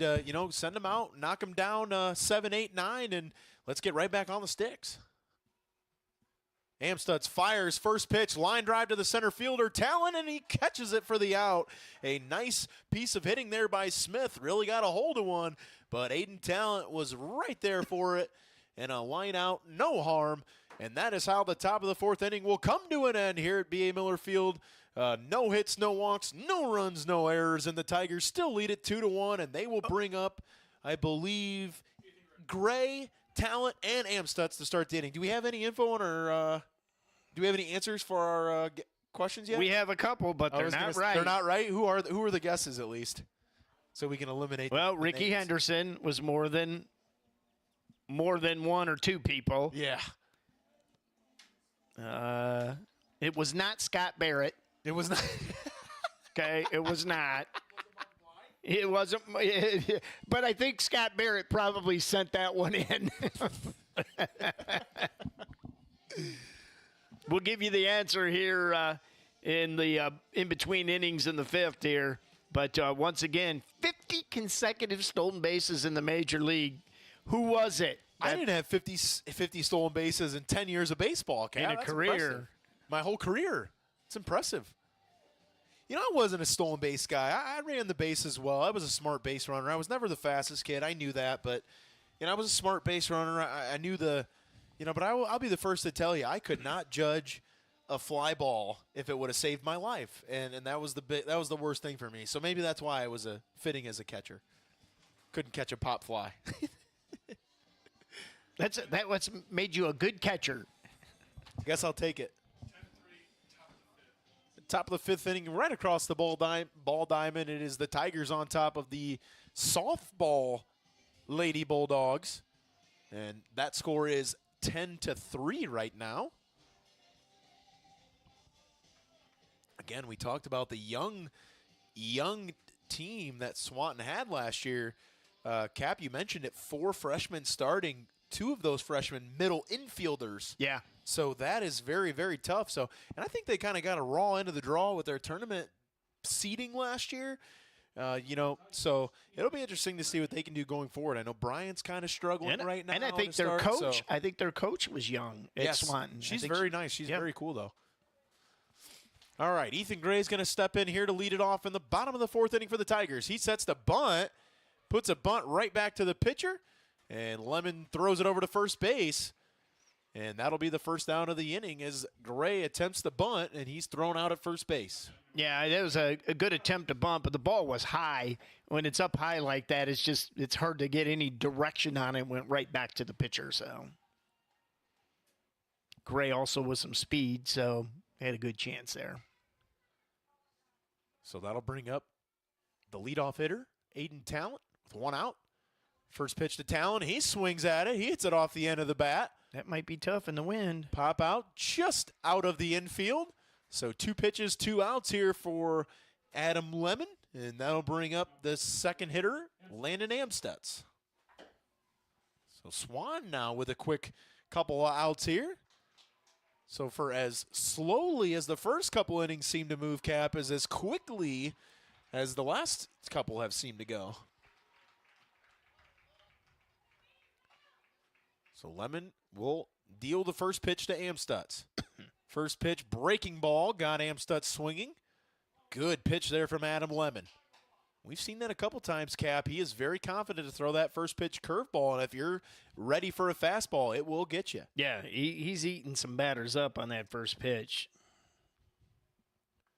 0-1 the pitch. Lemon swings. Amstutz finds a gap out there in left field, and Landon Amstutz will take the 0-1 pitch into left field for a base hit for the Tigers.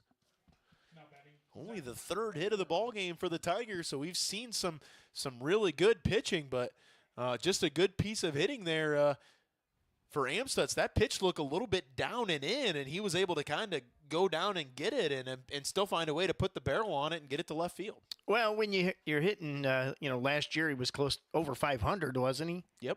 And I'm not sure where he's at this year. We'll get some stats here as the week goes on.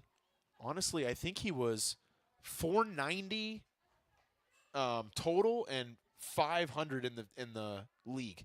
Wow, if I'm not mistaken. I am the stats guy, but I can double check that.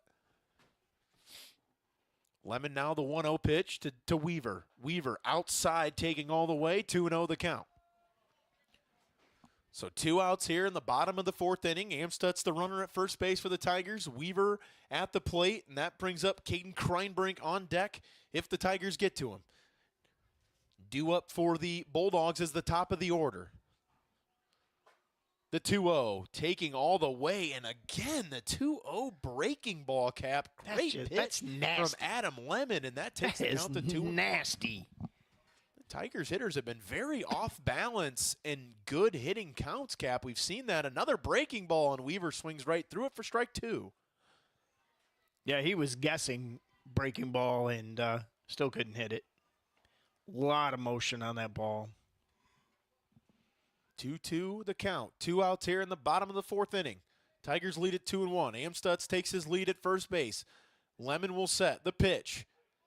Fastball on the outside corner, called strike 3. And a quick inning for the Bulldogs. Amstutz able to get on with a single, but no damage done after. And that is how we will head to the top of the 5th inning here at B.A. Miller Field. And the score still Tigers on top, 2-1. Hey, once again, join us tomorrow night as the Van Buren Knights, the Lady Knights, come to town to take on our Lady Tigers in softball. We'll have that. 5 o'clock will be the first pitch. And then I think we're back here on Thursday. And, Phil, you're on the call on Thursday, aren't you? Me and Zeb. As the Wasion Indians. It'll be Spike Whitman and the captain back together again. Doing the softball game. Is there enough room in that booth for the both of you? I don't know. He's got a pretty big, fat head, so. Oh, man. Yeah, but check our schedule. We did get a date for the Archbold reschedule. It will not be a simulcast. Usually for league games, they try to bring one bus, so we do boys and girls games. You can check we'll update the schedule tonight when I get back home. And I'll get those games on there, and we'll have those. I have great memories of those, and I have one very not-so-great memory. Well, it actually ended up being a good one, but, we went over to Bryan my JV year. We played JV game there, and then the varsity team had a softball game there at Bryan. So we took one bus, and Duke said, we'll go out to eat if you guys play well. We did not play well. And the girls got to go in and eat McDonald's while the boys got to sit on the bus. Because Duke said, if you play well, we will go eat. He is a man of his word. He's a man of his word, and that's the Duke, Mr. Snyder up there. The creator of the Duke Burger. He told me, he said, Kip, you got to stop doing that. He said, because there is no such thing as a Duke burger, folks. If Duke is there, he'll make you something. You just get what you get. Don't pitch a fit. But some of the young kids are up there. People are going, I want a Duke burger. And they're like, what? What's that? We will. We'll have to figure that out. Oh man, that's maybe we'll have a Tiger great. for some spring thing. We'll have the Tiger Sports Live festival, and Duke can come make Duke burgers for people. So we should do that right out in front of the studio. It'd be awesome. All right, first pitch of the inning. It's Amstutz breaking ball. This one's going to be a tough play. Smart play there by Smith. Lets it roll foul. And that will take the count to 0-1. We've seen, I'll tell you what, Landon Smith has played a great game at third base. We've only seen through 4.5 innings here, but he has played a nice game at third base. He set the tone of this game on the first play of the game defensively, Cap. He did a nice job to knock the throw down from Talent. He's been involved, and he's had a nice job, had a nice game at third base. Yeah, he's been solid all year. Another breaking ball. That one's off the end of the bat. Very soft pop-up to Cruz.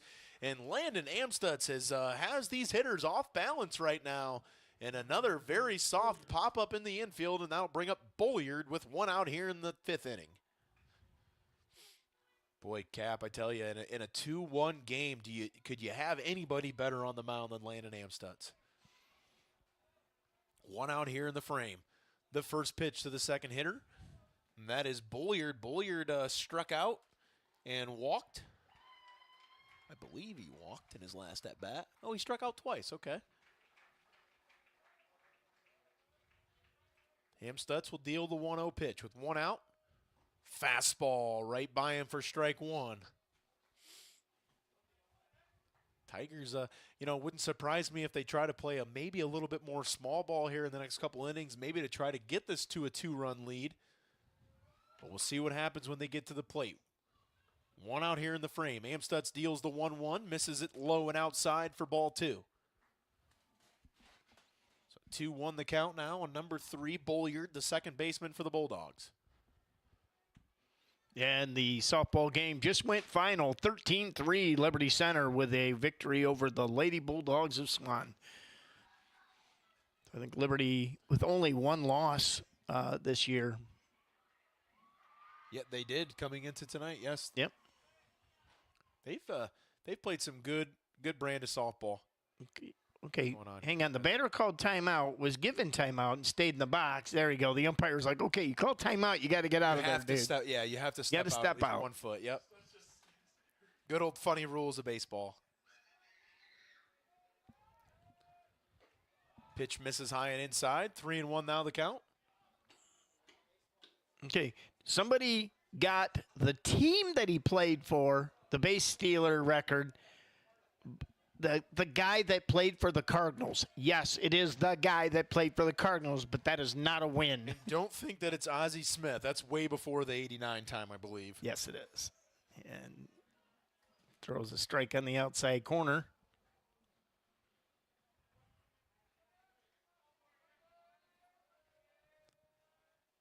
And another time, so 3-2 the count here. One out. Is it? I got 1 and 2. 1 and 2 is the count? What is the count? The umpire. I can't see. I think 1 ball, 2 strikes. That one's roped to center field. Talent's on the move. This is going to be a tough play for Talent, and he makes the catch in the gap. What a play from number 9, Aiden Talent, who had to go a long way to the gap, but he got a great jump off the bat. A nice piece of hitting there by Bolliard, just unfortunately was unable to find a gap. Great play there by Talent. If that ball gets down, it's definitely trouble, Cap. Good play there from Talent.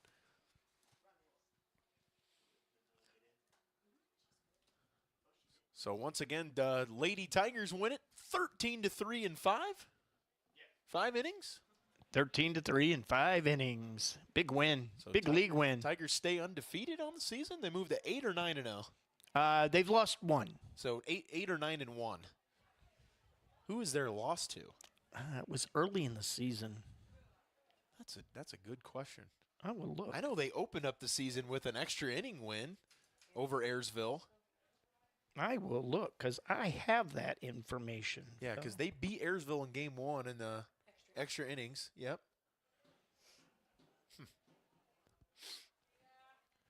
So stepping into the plate is Harris. He has an RBI single on the day. I may have been wrong. I think they are undefeated. I think they are. Maybe 8-1. They're either 8-0 or 8-1. Well, they're 8-0. There you go. And now 2-0 in league play after the win tonight. Yep. Amstutz pitch just grazes the outside corner for strike one. Good spot there from Amstutz. That'll take the count to 2-1 with 2 outs.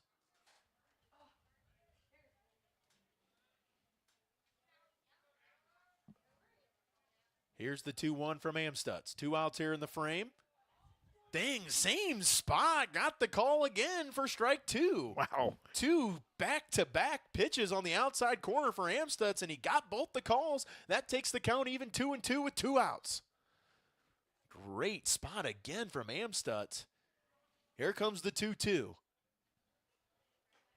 Try to get that outside corner again. Great job there from Harris to lay off that. He wanted to take a rip, Cap, but he did a nice job to lay off, and that'll take the count to 3-2.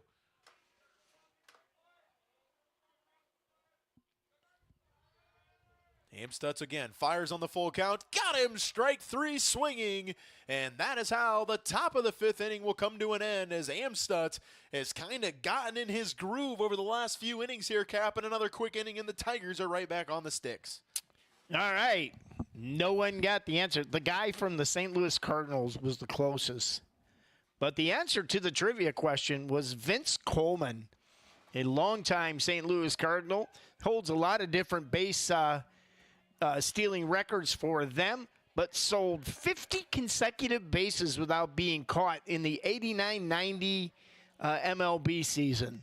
So That's crazy. yeah, Is that Boom Boom? that is Boom Boom Ballman from his assignment softball. So look, he's taking a half a day off now, so he's Unreal. leaving. What's up, Boom Boom? How's it going? How are you? I don't get to see you enough these days now. You're just so busy, and you're moving up in the world on us. He's the executive director now. The so. executive director, the executive vice director. And for football, he's getting a microphone. Oh no! I like how he just throws the shrug, the Michael Jordan shrug. He's giving us the Michael Jordan shrug. Oh, it's great stuff, man. It's great stuff. Going into the bottom of the 5th inning here, Tigers lead it 2-1. And Adam Lemon will come back on for his 5th inning of work here against the Tigers, who lead it once again by that slim 1-run margin. But as we said, Amstutz has kind of found the groove here over the last 3 innings, and he's made some quick work to these Bulldog hitters. We saw them; they were very patient in the early going and kind of making Amstutz throw. But now Amstutz is just really hammering the zone. Yeah, and both pitchers with that breaking ball and just confidently throwing it. Yeah, it really has. And that has caught both the hitters. I mean, we've got a 2-1 ball game. What, we had maybe 3 hits, 4 hits total?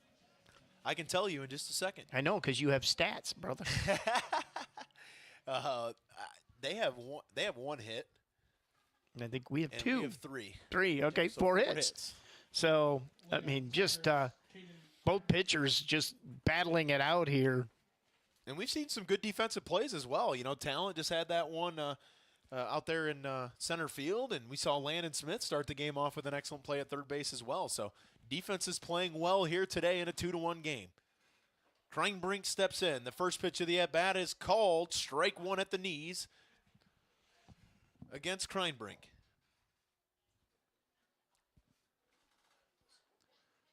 The 0-1 pitch now to Kreinbrink. That one misses inside, runs the count to 1-1.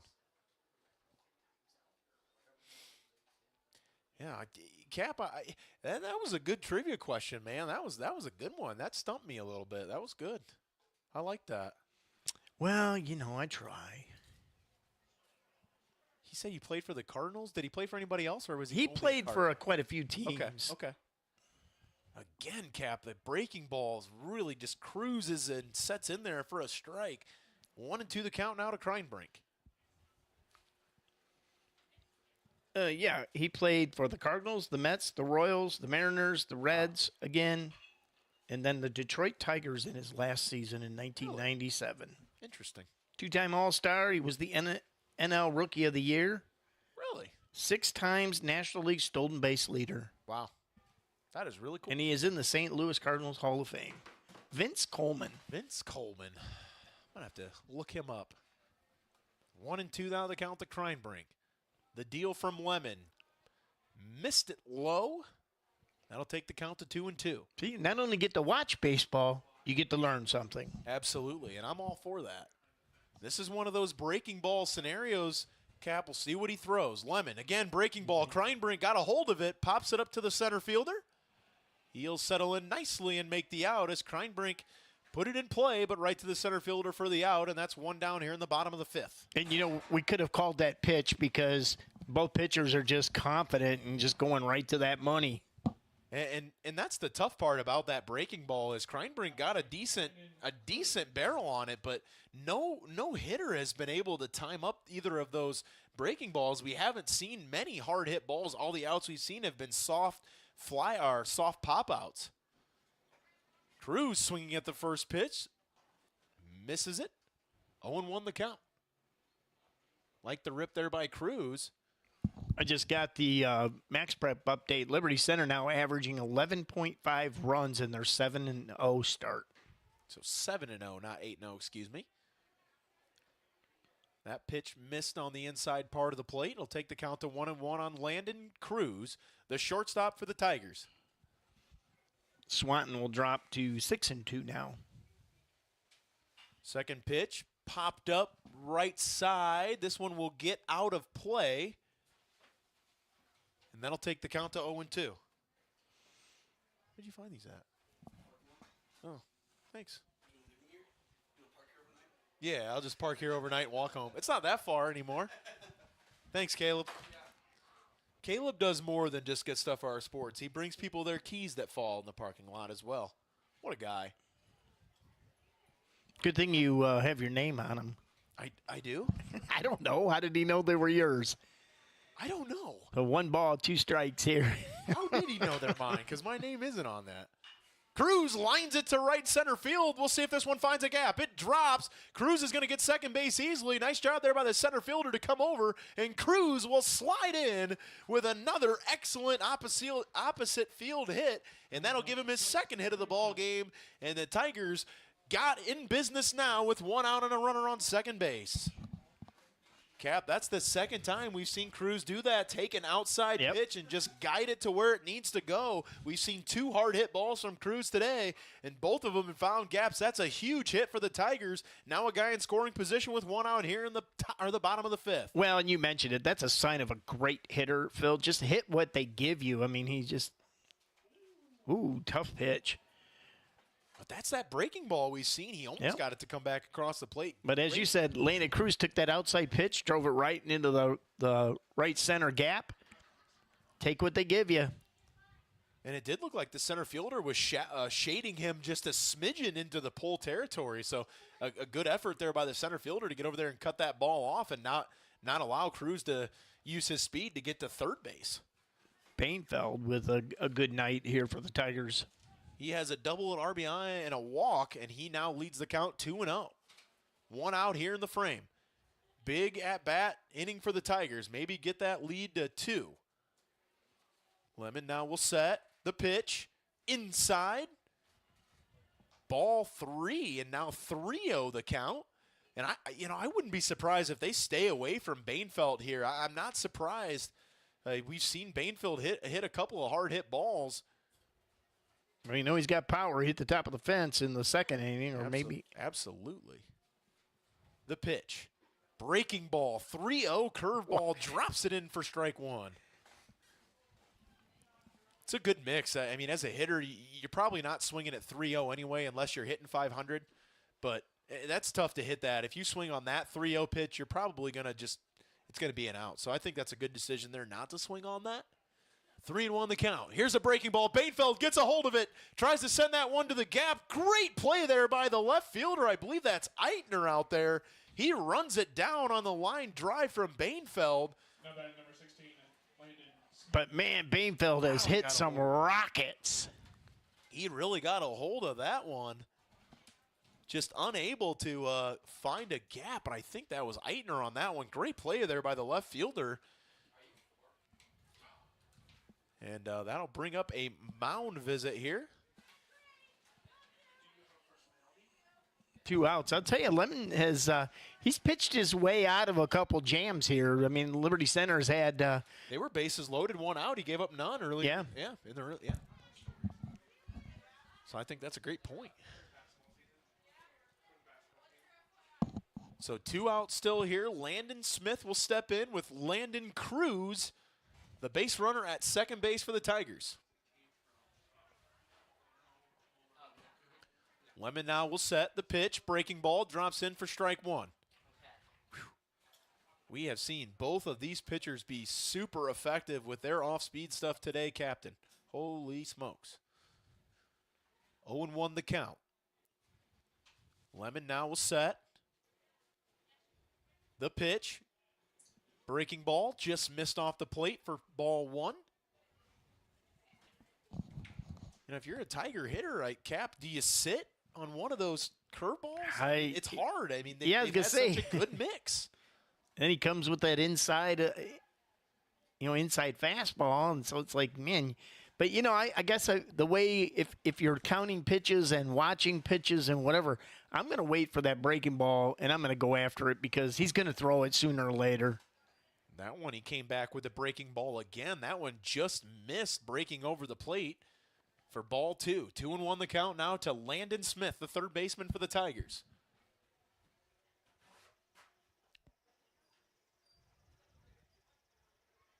Steady breeze still blowing from left to right. Lemon now will set the 2-1 pitch to Smith. He drives it to right, right off the glove of the second baseman. This could potentially score a run. Cruz rounding third. Here's a throw from the right fielder. It's a good throw, but not in time. And a great piece of hitting by Landon Smith, who took that kind of inside pitch, drove it to right, or to the line drive to the second baseman. Second baseman had a play on it, bounced off his glove, and I don't care what nobody says, I'm ruling that sucker a base hit. That was a line drive off the bat of Landon Smith, and Landon Cruz with good speed around the bag. Great throw from the right fielder, not in time. Tigers lead it 3-1. We've seen a couple of good throws from these outfielders. Talent had one. That was an excellent throw from right field, just not in time. But Cruz with that speed, able to get around, gets another run home for the Tigers, and that is a big run for Liberty Center. Now the pitch to Fitzenreiter. He takes the breaking ball in for strike 1. Cap, that's just what you wanted there. If you're Liberty Center, we talked about maybe playing some small ball to try to get him over, but with 2 outs, Smith comes in clutch with a big RBI. Fitzenreiter, curveball once again. This one misses inside. Cole.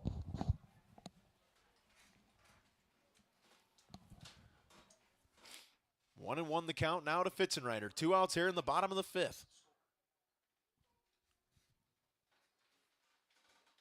Lemon now will set. Fitzenreiter offered at the breaking ball, missed it. 1-2 goes the count now to Will Fitzenreiter, the second baseman for Liberty Center.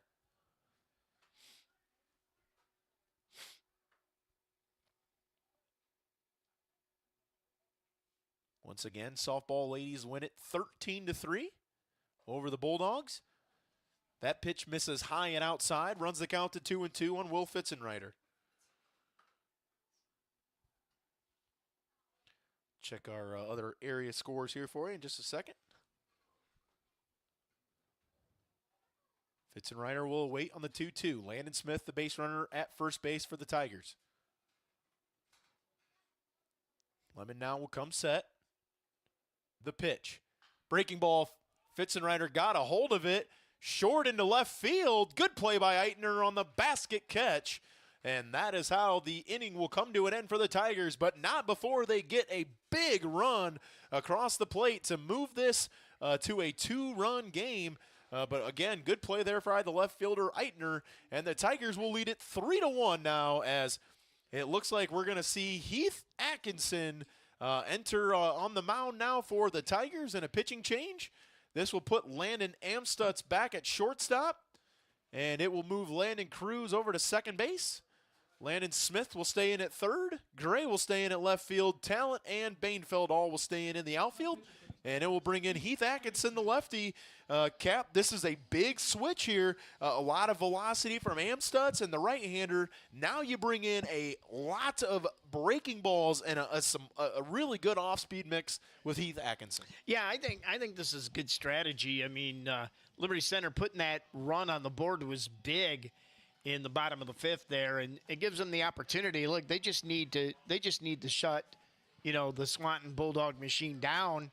Switching pitchers here, I think, just changes it up enough late in the game, Phil, that you're not looking for that breaking ball, you're not looking for that fastball, you're not, the things just change, and I think this is a good move by Coach LaPlante and his staff. And due up, I believe, for the Bulldogs will be Lemons, Adam Lemon, and Smigelski, which is the 4-5-6. So if you're Liberty Center, this is a big inning for you, because if you want to finish out the game, you could finish it out with 7, 8, 9. Yep. So I know that's a perfect scenario if you're Liberty Center. So we'll see how that all plays out. But again, we've seen really quality innings from Heath Atkinson all year. As just a junior, he threw a little bit the JV last year. He stepped up, and he's thrown some really, really big key innings right now for this varsity team thus far through the first 6 games. Yeah, I think his control has really where he has stepped it up this year. I think he throws a lot of different speed pitches. He's got that breaking ball coming from the left side. I think as I watched him and just watched a few innings he's pitched, I haven't seen him a lot, but it just seems like he's always under control. And he knows what he wants to do. And I think, when you get into any pitching situation, that's exactly where you want a relief pitcher or a starting pitcher. Yeah, and I haven't seen, too many pick-off stellar moves thus far yet out of Heath. But, as a left-handed hitter, it kind of deteriorates that lead a little bit from first base. So I think wonder if that's in the back of Coach LaPlante's mind. Hey, let's keep these runners honest if we can get anybody on either. So we will start the top of the 6th inning as Heath Atkinson will be the new pitcher for the Tigers. And he will go against Lemons for the Bulldogs. Atkinson, first pitch, breaking ball, hits the outside corner for strike 1. Lemons has been hit by a pitch today. And he has also walked as well, so 0 for 0 on the day. Heath Atkinson just made you look like a genius. He throws that great breaking ball. What's he do? He throws it on the corner, on the spot. This one's line drive into center field. This one's going to get down for a base hit. And a great job there by Talent to cut that off and hold it to just a single. But nevertheless, Lemons with a big base hit there for the Bulldogs to get them started here in the top of the 6th inning. And Lemons, he was 0 for 0 until that. Yeah, right? had technically not had an at-bat. Yeah, Lemon got hit with a pitch, I think in the bottom of the 1st. He has a pop-out as well. So Atkinson with a step off there, fake throw to first. First pitch of the at-bat coming to Lemon. Breaking ball on the outside corner. This one just stays off the plate outside. 1-0 the count.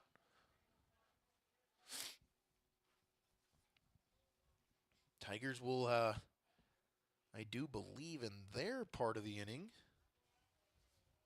we'll have Gray, Talent, and Amstutz coming up. So 9 or 10, 1 and 2. With Fitzenreiter lining out there, or grounding out in that last at bat. Atkinson now deals. It's kind of a slide action there. That one catches the outside corner. 1-1 the count to Adam Lemon. Yeah, that was.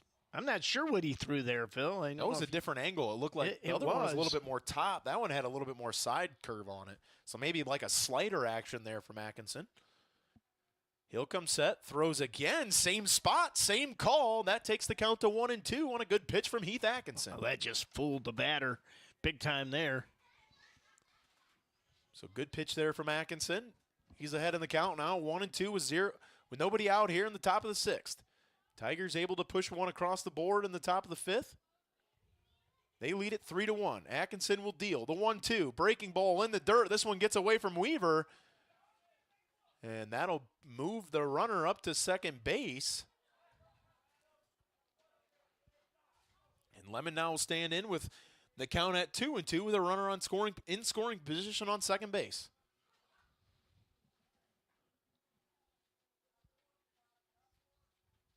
Sun's starting to go down a little bit, starting to create some shadows. Players having a tough time out there. Shallow lead at second base. Atkinson's pitch in the dirt. This one gets away, but not far enough to advance the runner. Good block there from Zach Weaver. Zach's hadn't had to work too hard back there, but that time he did a nice job to go down in the correct blocking stance and able to kind of block that one and keep it from getting away from him, which could have advanced the runner. That would have been huge. So 3-2 the count. Atkinson was ready to go. No one else was.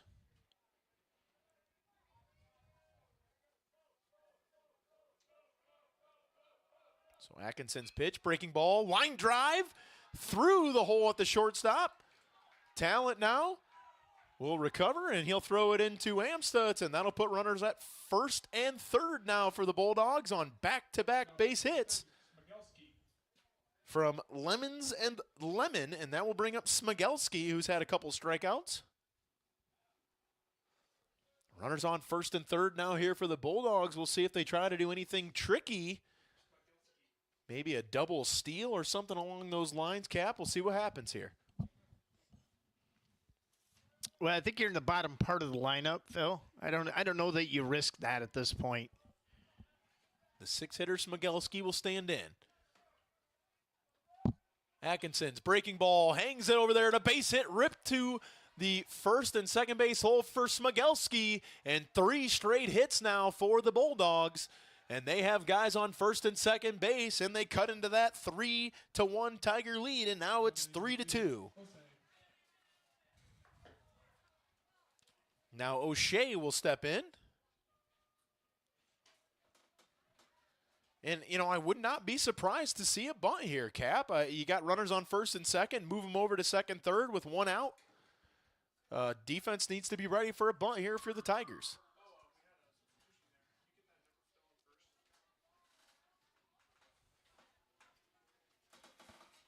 And it looks like there's a pinch runner into the game now for the Bulldogs. 22. It looks like number 22 has entered the game to run for Smigelski, which he can then re-enter at that point. So good coaching heads up there. And Coach LaPlante is going to take his time out as well for a mound visit.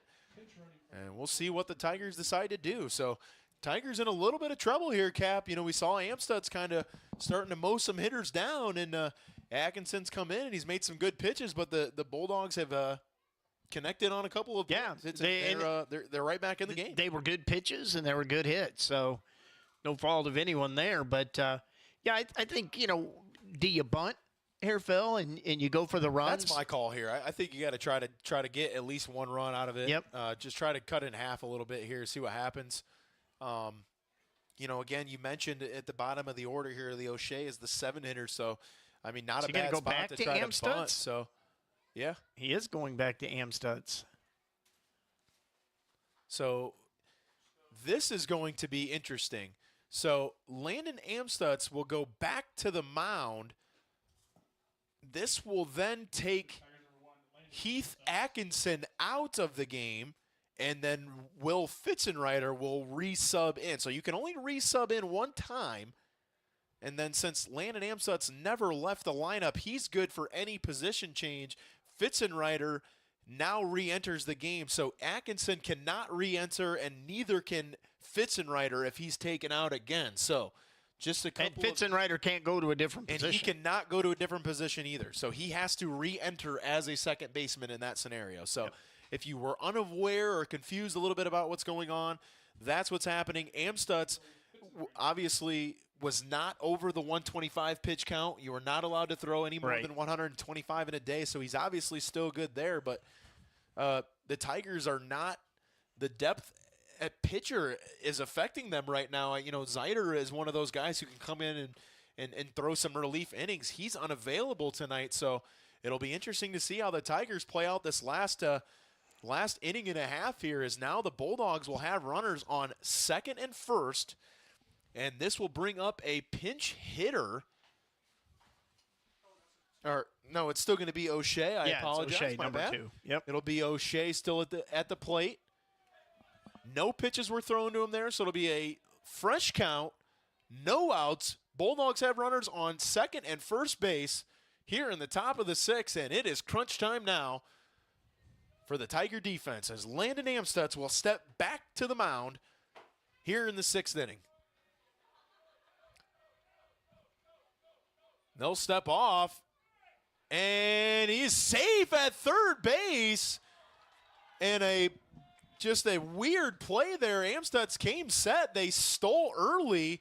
Nobody was at third base as they were expecting the bunt. So a very heads-up play by the Bulldog coach to swipe third on an early steal as Cruz was unable to get the tag over there, and they steal a bag. And now another first and third scenario here with no outs for Swanton. What a heads-up play there for the Bulldogs to be able to steal that bag, and that takes the force at third base out of the equation as well. Yeah, I think you bunt here too. Now you got it. You absolutely bunt.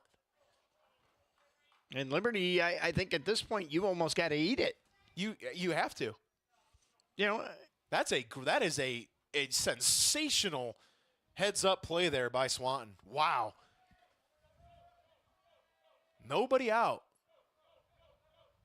Here's the bunt. This one gets by Weaver, the catcher, and it's going to score the runner from third base. And just like that, we are all tied up here in the 6th inning. And now Swanton has a base runner over at second base, as I believe that was the pinch runner that came in to run for Smigelski.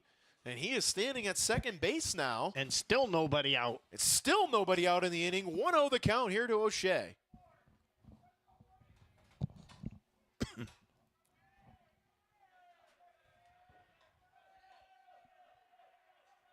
Amstutz now will set. He'll fire the 1-0, strike one.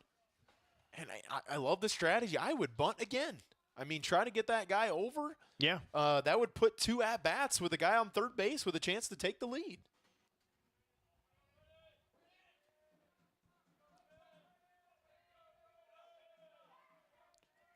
So here's Amstutz.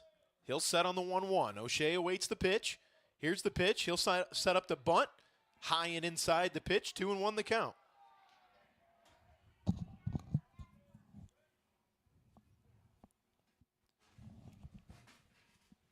So 2-1 now the count. The score tied up at 3 apiece. Swanton with a big inning here in the 6th. They get 2 runs across and not done yet with nobody outs and a guy at second base. Amstutz the pickoff move to second. Good move, but the runner back in safe at second base.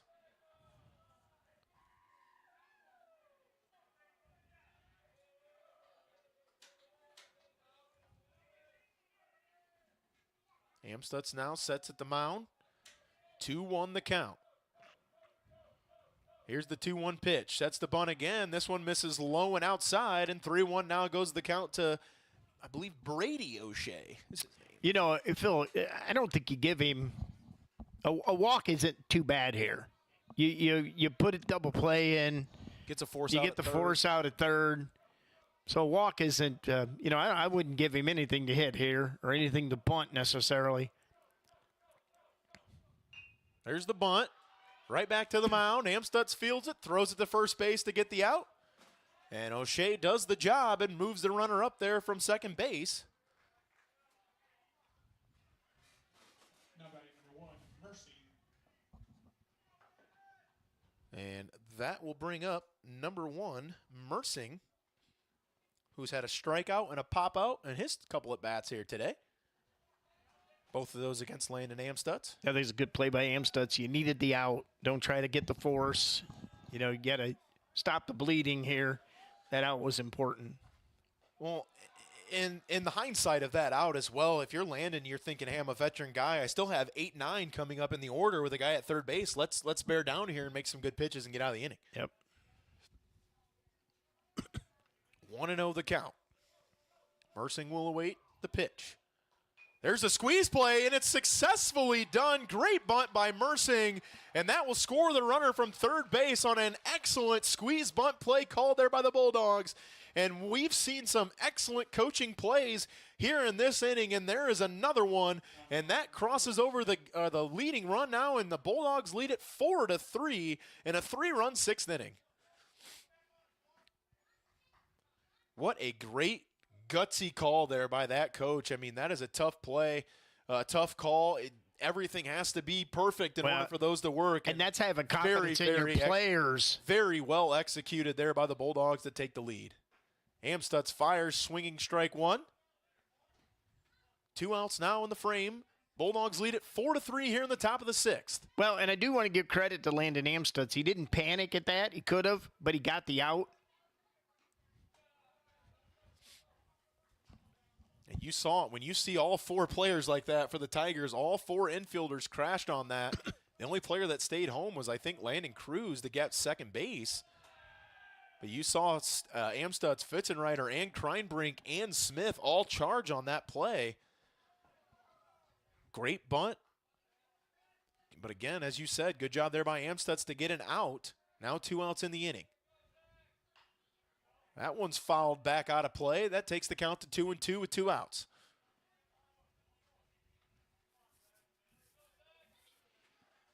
Swanton with 3 big runs so far in this inning, and they're not done yet with only 2 outs. That'll put the pressure on the Tigers here coming up in the bottom of the sixth.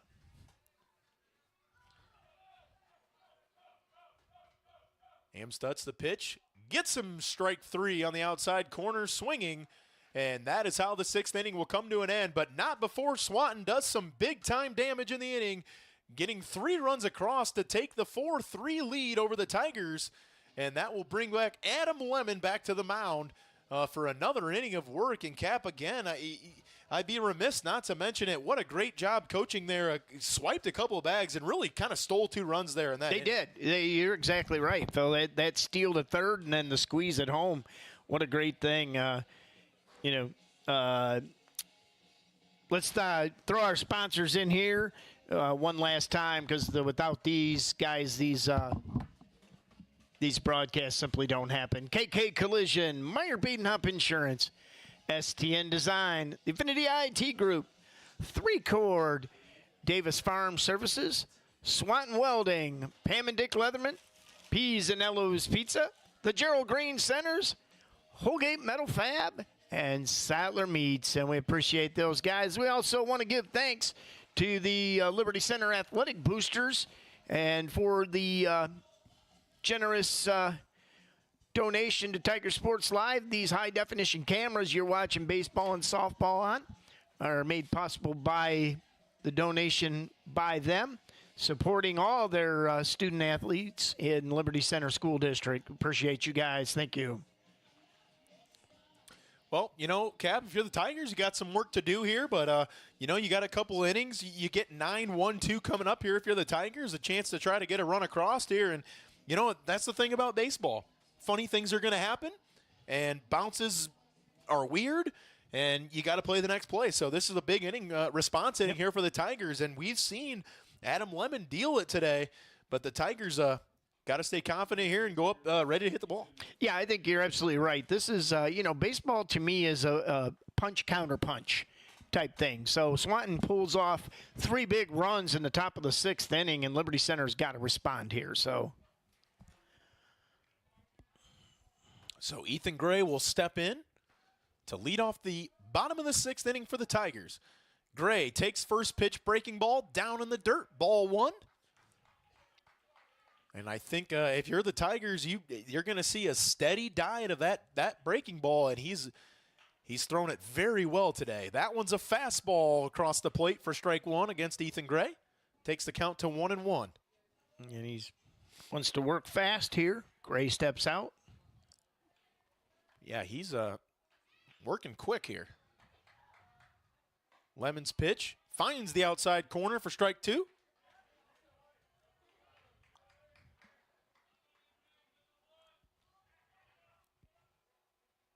Gray now will wait the 1-2 pitch from Lemon. Lemon has pitched a very nice game here this evening. Breaking ball, great take there from Ethan Gray. A very nice pitch there from Lemon. Started it at the plate, and it broke off the plate. 2-2 the count.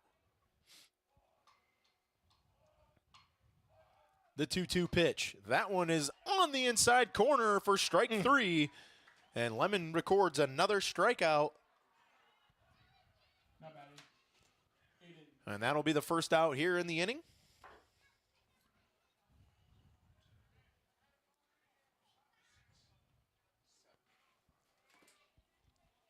How many strikeouts? 7. So 7 strikeouts on the evening for Adam Lemon, who earlier recorded his 100th career strikeout. And Aiden Talent will step into the plate now for the Tigers. First pitch fastball, high for ball 1. Good part of the order here for the Tigers with a chance to really make some noise. Got to get back in the game here, 4-3. That one is maybe missed high on that one. 2-0 goes the count. I don't know. I thought it was a strike. I did too. I was hitting the strike button. Here's the pitch, breaking ball. There, he made up for it. That one is called a strike. They're even. There's been a great job by the umpire behind the plate. Man, the amount of breaking balls he's had to deal with, and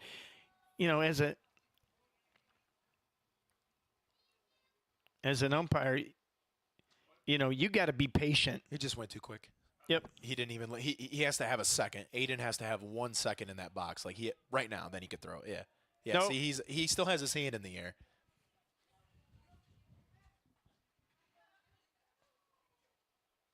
Yeah, he's got to let him get in there and set. Well, and Aiden still has his hand up, so he's still calling time. But I like the work from Lemon. He's ready to go. I mean, he is grooving right now. He's pitched very well. He's ready to go.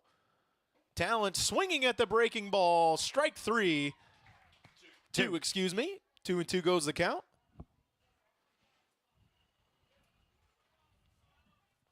So 1 out here in the bottom of the 6th inning. 2-2 the count to Aiden Talent, the leadoff hitter for the Tigers.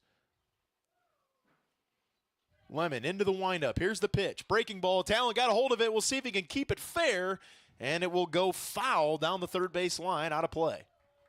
He sat on that breaking ball just a little early. Just not long enough. Those are hard. That's a tough pitch to hit, and he's thrown it very, very well tonight.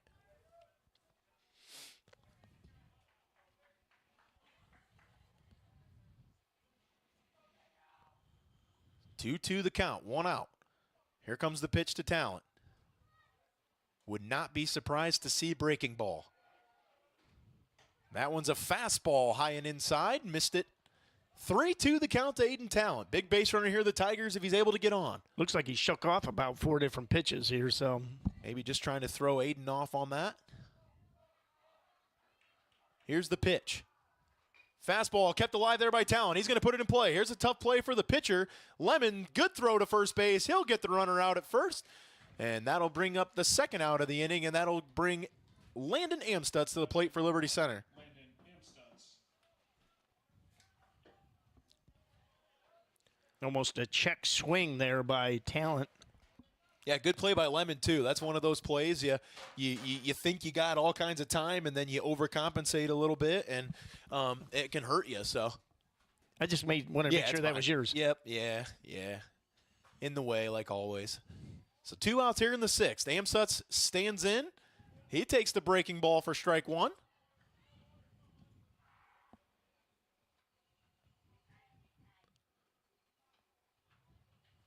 Now Lemon will set. The 0-1 pitch here to Amstutz. Curveball misses inside for ball 1. He's done a nice job changing plate locations also on that pitch, Cap. I mean, he's hit outside corner, inside corner. I mean, he started and broke it off the dish. I mean, he's done a nice job mixing up locations, not just pitches, but locations as well. So Amstutz will dig back in here, 1-1 the count. The pitch, breaking ball, misses high, 2-1 the count to Amstutz. I don't think he wants to give Landon Amstutz anything good to hit. I don't blame him. Fastball ripped at there by Amstutz, swung through it, 2-2 the count. 2 outs, 2-2 the count here in the bottom of the 6th inning. Lemon now will set. Here comes the 2-2 pitch to Landon Amstutz. Fouled straight back and out of play. Didn't hit my golf cart, did it? Okay. Better not have. It ain't my golf cart. Brand new golf cart. I borrowed it. Oh, okay. Well, then it's fine, I guess. Yeah, it's okay. Jim Savage might not appreciate it. But Jim and Karen, great folks. Here's the pitch, outside corner. Amstutz got a piece of it. Tough play on the run and a great catch made.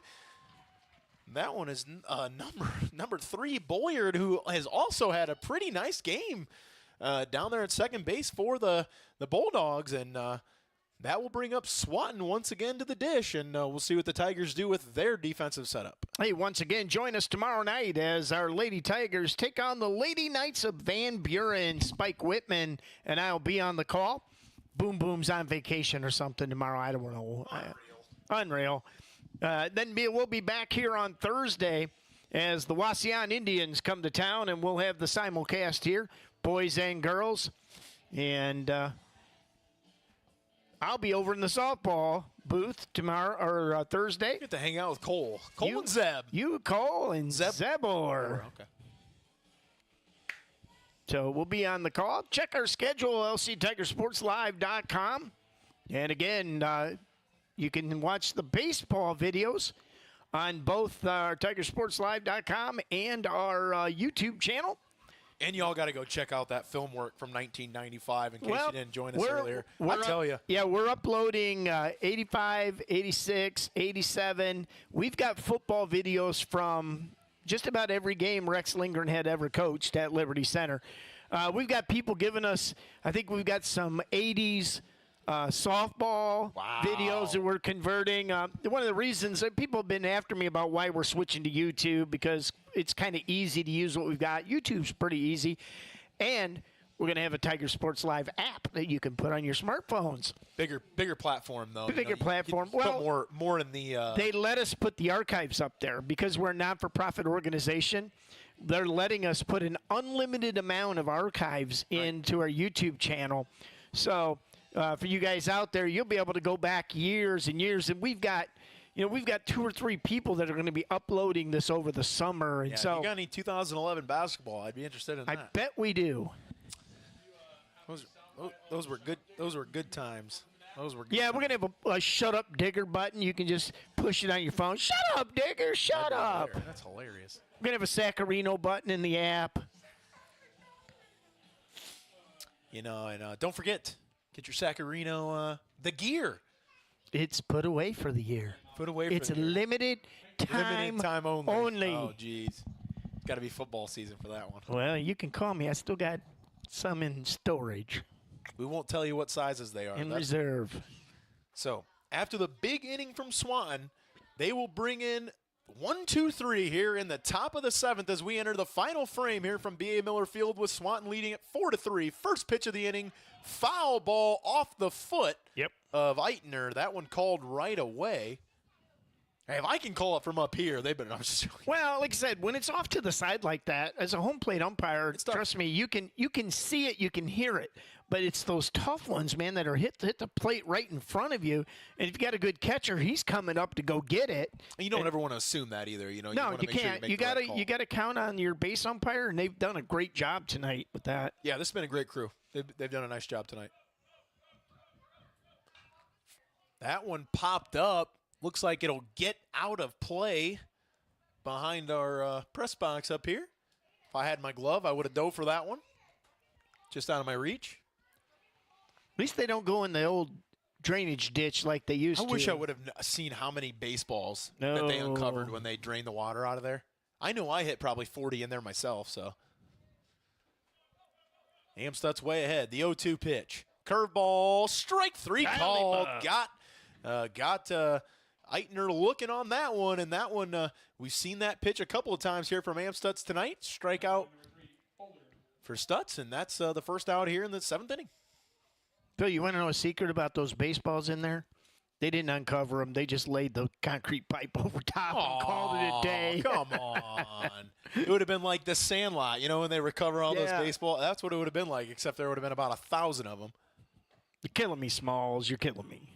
Bolliard stands in now. He's had a great game defensively. Struggled a little bit at the plate tonight, but he's played well defensively. 1-0 the count to him.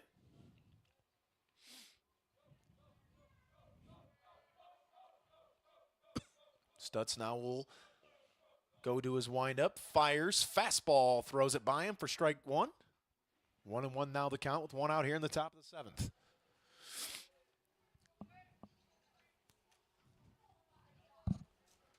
So Amstutz now waits the sign. He gets it. Smith inside the bag at third on the grass. Here's the pitch. Bolliard, ground ball to second base. Fitzenreiter, great form, great play at second there to get the out. And, Cap, we talked about that. I love the technique. Go down to a leg, keep the ball in the infield at all costs. Great play there by Fitzenreiter. 2 outs here in the seventh. Yeah, that is a very fundamentally sound way to ground. Get a ground ball. It's almost impossible for that thing to go through your 5-hole if you're, you got the blockage on the leg. You get your glove down on the ground. You just don't want to hit you in the pie hole. Well, that's why they say keep it in the. If you have to sacrifice your face, it's okay. 2 outs here in the inning. Amstutz's first pitch to Harris inside. Missed it, ball 1. Appreciate everybody out there listening here on Tiger Sports Live. And what has been a very good game throughout since the start, Cap. It's been tight the whole way through. We've seen teams struggle a little bit offensively. The Tigers were able to get 2 in the second. Swanton comes back with 3 in the sixth. And now it all comes down to the last. 2-0 the count. The pitch finds the outside corner for strike 1. Swanton didn't like that. Nah, looked a little low, but he's been very consistent with that pitch. He's been good. I can take just about anywhere in the strike zone as long as it's consistent. That one fires fastball in. Missed it low. Count goes to 3-1 on Harris. The Tigers, you got to think, too, what happens if you go into extra innings? Where is the arms at for both of these teams as walk drawn there by Harris, as both of these teams will go right back to league action on Thursday, Cap. So be interested to see what the arms are like if this game possibly goes into extra innings. Lemons now will step into the play. Because one of your pitchers are the catcher. And I don't know if we've got another catcher right now. I think Tyler Lay, I've seen him with gear on. I don't know if I know he's done it in the past. But all very, very good points. Swanton been very aggressive, very smart on the bases tonight. 2 outs here in the seventh. Again, Swanton with the big 6th inning. They lead it 4-3. Another pickoff move there from Stutz. Back to the bag easy as Harris.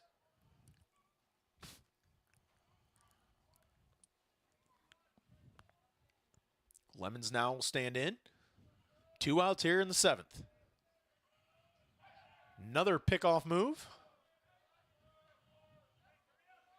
Again, that's the recognition of the fact that Swanton has been very aggressive on the base paths tonight.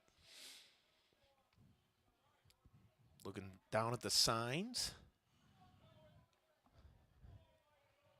And not a big lead over there at first from Harris, but another pickoff throw. The Swanton dugout having fun with this. And now we're going to get a coach's time.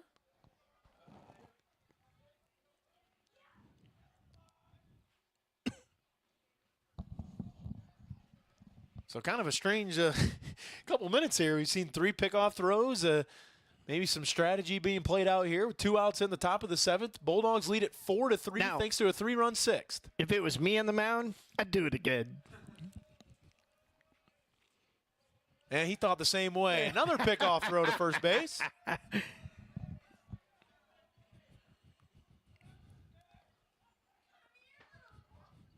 I think we're seeing a little gamesmanship from these two. There's the pitch. That one gets away from Weaver. And Smith will go to second base. Count goes to 1-0 now on Lemons.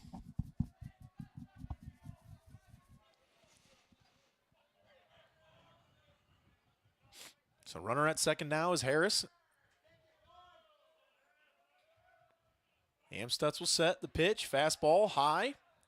2-0 the count. I think Landon's just got to settle down and pitch to the batter here. Yeah, Two outs. Adam Lemon will be on deck here.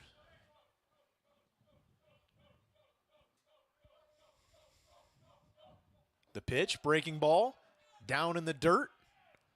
That'll take the count to 3-1.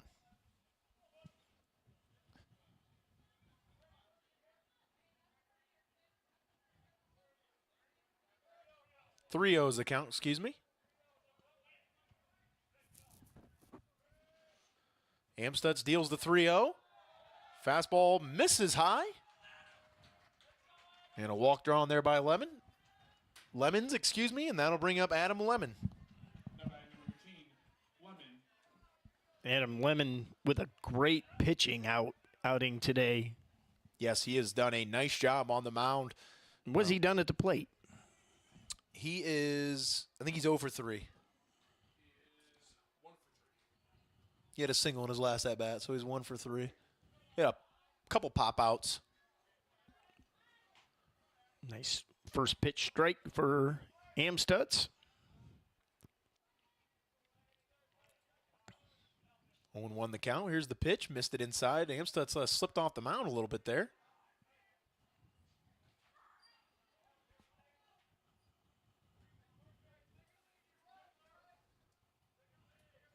Now he's back to the mound and will get set for the next pitch. 1-1 the count. 2 outs here in the 7th. Tigers got to get out of the inning. Amstutz, the pitch. Misses outside. 2-1 now the count to Lemon.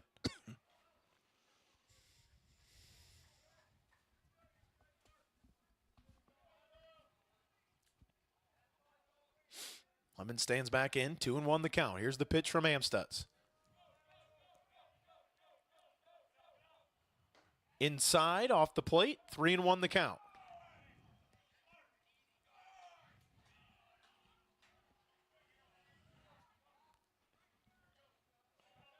Swanton dugout, very boisterous out there. Hey, it really came alive here in the second half of this game. Fastball catches the outside corner for strike 2, and 3-2 the count. So runners will be on the move here on this one. Base hit could score a run here, Cap. Big pitch, big at-bat here for the game. 3-2 the count. 2 outs, top of the 7th. Amstutz needs to make a big pitch here to get the Tigers out of the inning. He'll get the sign from Weaver. He sets the full count pitch. It's a pickoff move to second base. Nothing there. And we'll reset on the 3-2.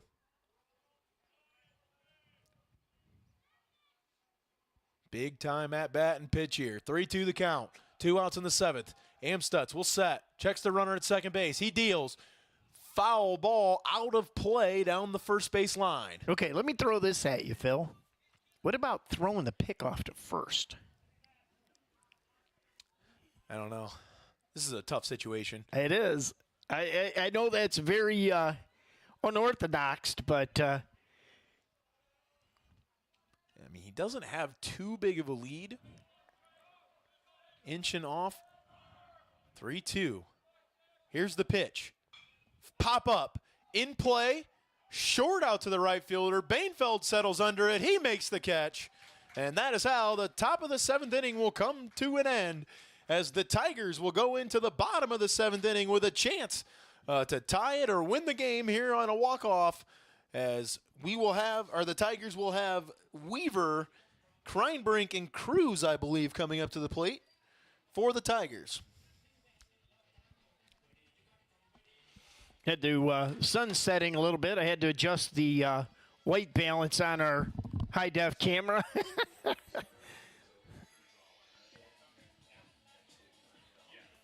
So That's one of the cool things with the high definition 4K cameras is when the sun starts setting, we've got to make that adjustment on those because they're so sensitive Yeah, it's again, thank you for the Liberty Center Athletic Boosters supporting what we do here at Tiger Sports Live and mostly supporting our student athletes. And, you know, one of the cool things about these cameras that we've got out here, Phil, is now there's video for our baseball players. And we've got video, we've got high-def cameras. We got all these fancy cameras everywhere in our school facilities because of the cooperation with them. And on the road, we take some high-def cameras, and we'll be doing that again. Yeah, we didn't have those out here. So we got internet out here now. We can live stream these games. But more importantly, these are recorded for our student athletes to use for video highlights and whatever. And, you know, I think that's another aspect of the cool things that people let us do here at Tiger Sports Live. Recruiting has just come. I guess I turn your mic back on. Recruiting has just come so far, too. You know, I think that's another big thing. They can use it for recruiting and things like that. So it opens up a lot of things. And I think we're going to get a new catcher into the game here for the Bulldogs. Maybe a defensive replacement. Let's see if I can get that name for you here real quick. Can't tell if it's a 5 or an 8. They don't have a 5 on their roster, so I'm going to go with 8. Lemons is who that is there because they don't have anybody in there. That's not him either. That's not him. That's not 18. 18's on the mound. There's only one letter, one number. Like 8. I'm going to go with 8. Yeah, they don't have anybody else on their roster that would make sense. 22's already gone in. Yeah, that's number 8. So lemon to lemons. Zach Weaver. Weaver will lead it off for the Tigers, and their last gasp here, 4-3. The Bulldogs lead. And Adam Lemon will go back in for his 7th inning of work. Weaver deals at the first pitch. Foul ball out of play down the first base line. 0-1 the count.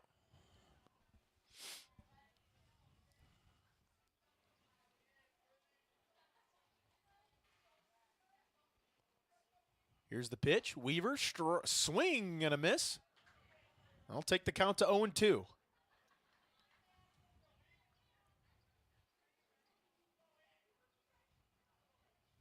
Here's the pitch, the 0-2. Breaking ball. Weaver gets a hold of it, but fouls it out of play. Good Lemon just in love with that break ball. He's had control. Close. He's mastered that thing this game. That Phil. might have been one of the few he's left out there. That one he left a little bit out there on an 0-2. I think that's a little too good for 0-2, but nevertheless, the count remains 0-2. The pitch. Weaver gets a hold of it low, sends it to left field. Tough play for Eitner, the left fielder, and he's able to come in and make the catch, and that's one out here in the bottom of the 7th inning for the Tigers. Now batting, Caden Kreinbrink. Kreinbrink now will come to the plate for the Tigers.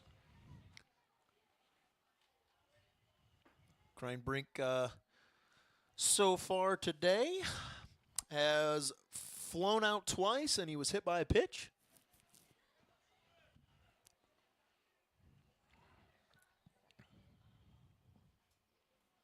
So mound visit real quick. Now Lemon ready to go.